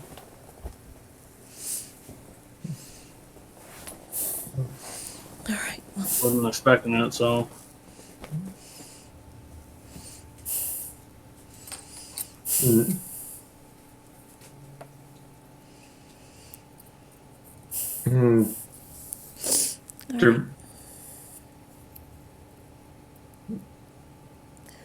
As the two let go, Da Vinci is just going to extend out a hand to Morrigan for them to go back to the cart arm in arm. And she would see a red strip across his hand.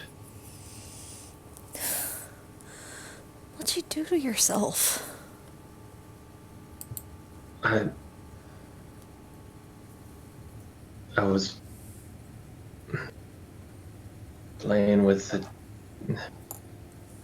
I'll tell you back at the cart. All right. As they're walking back, she will look at the piece of paper. It is a small, sort of partially rolled, partially folded piece of paper. And you just distinctly notice when you sort of unfold it that the writing on it is your father's writing. The message is fairly short, but the paper itself is also fairly small.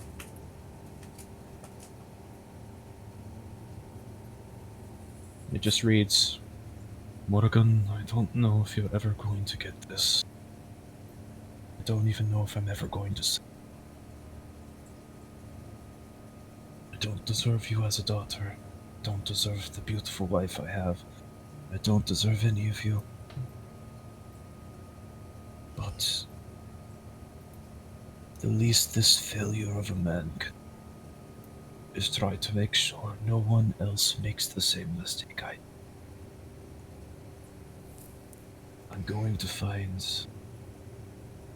people who made something that ruined my life, and I'm going to destroy it. Or I'll die trying.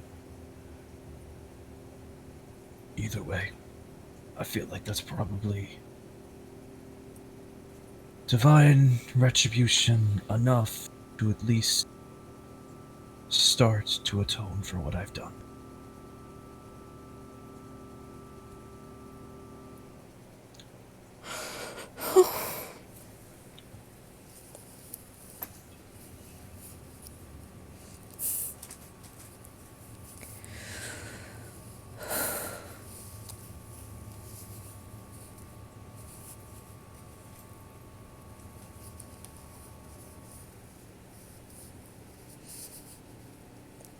and on. Oh, Just muttering to herself, I never saw this before now.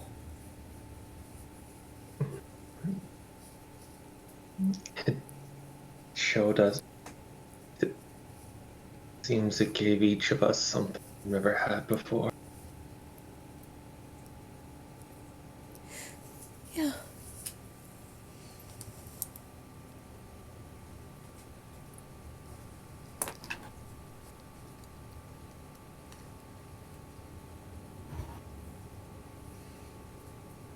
On that note, I think that's where we'll end for tonight.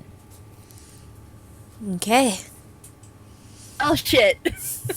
Ash, you made me cry! Yeah. Yeah, that was the point. So Failsy, who do you think's gonna be on the chopping block next?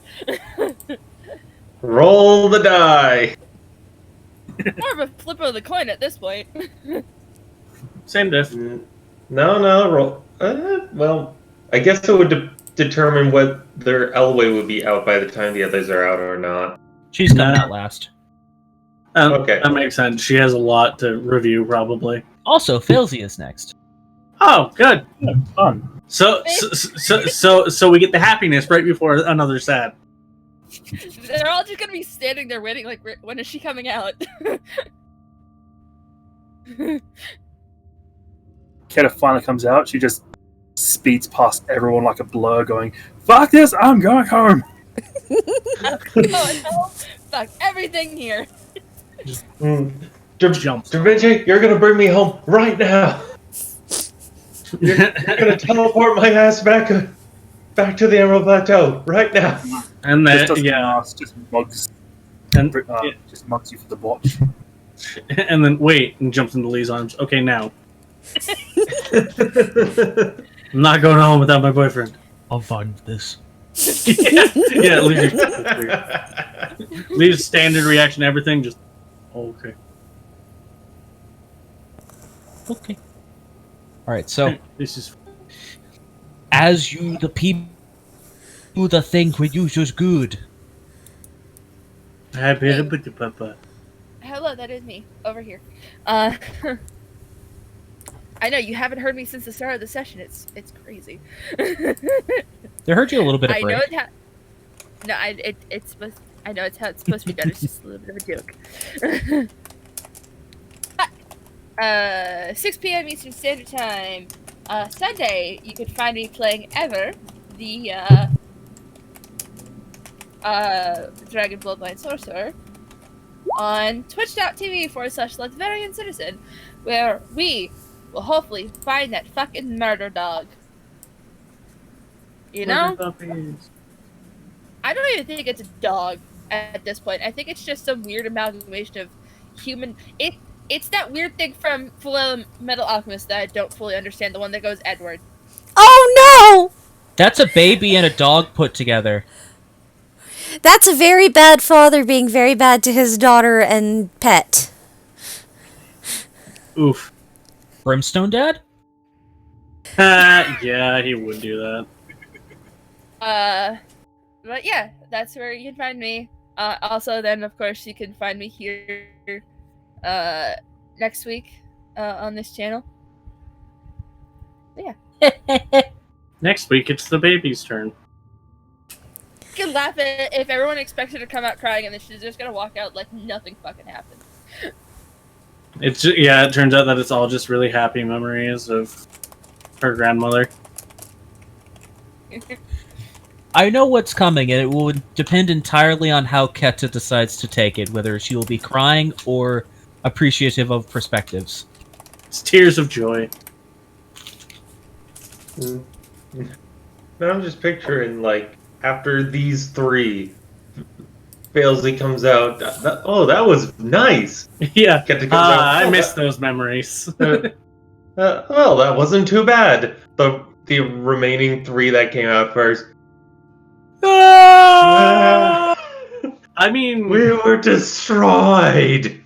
Brimstone wasn't. Felsi never explains what her memories were. Yeah. So what did you see? Stuff. Things. Perspective. Yeah. That's all she says. Perspective. Just copies the voice and everything. I have a feeling it's gonna be something related to himself next week, and I'm just not looking forward to it. Yeah, it might be. We'll certainly see. Yep. I don't know if anybody has anything else. Does Nope. anybody have any other shills? Nope. Nope. Alrighty then. Yeah, just show up again next week on Thursday between 7 and 8 p.m. EST for more Trauma Party! Maybe. What do you mean? It's Will I- Felsi. Will I hurt them Will I hurt them more? Will I not? You have to turn in next week to find out. The answer is yes and no in that order. We'll just have to wait and see. So, everybody say goodnight now. No. Myth, Fuck to sleep! Myth, you're a smartass. Yeah, and This is fair. Now I'm gonna Legend. stream Final Fantasy VII for these weirdos. we. Yay! Alrighty. Good night, everybody. We'll see you all next week.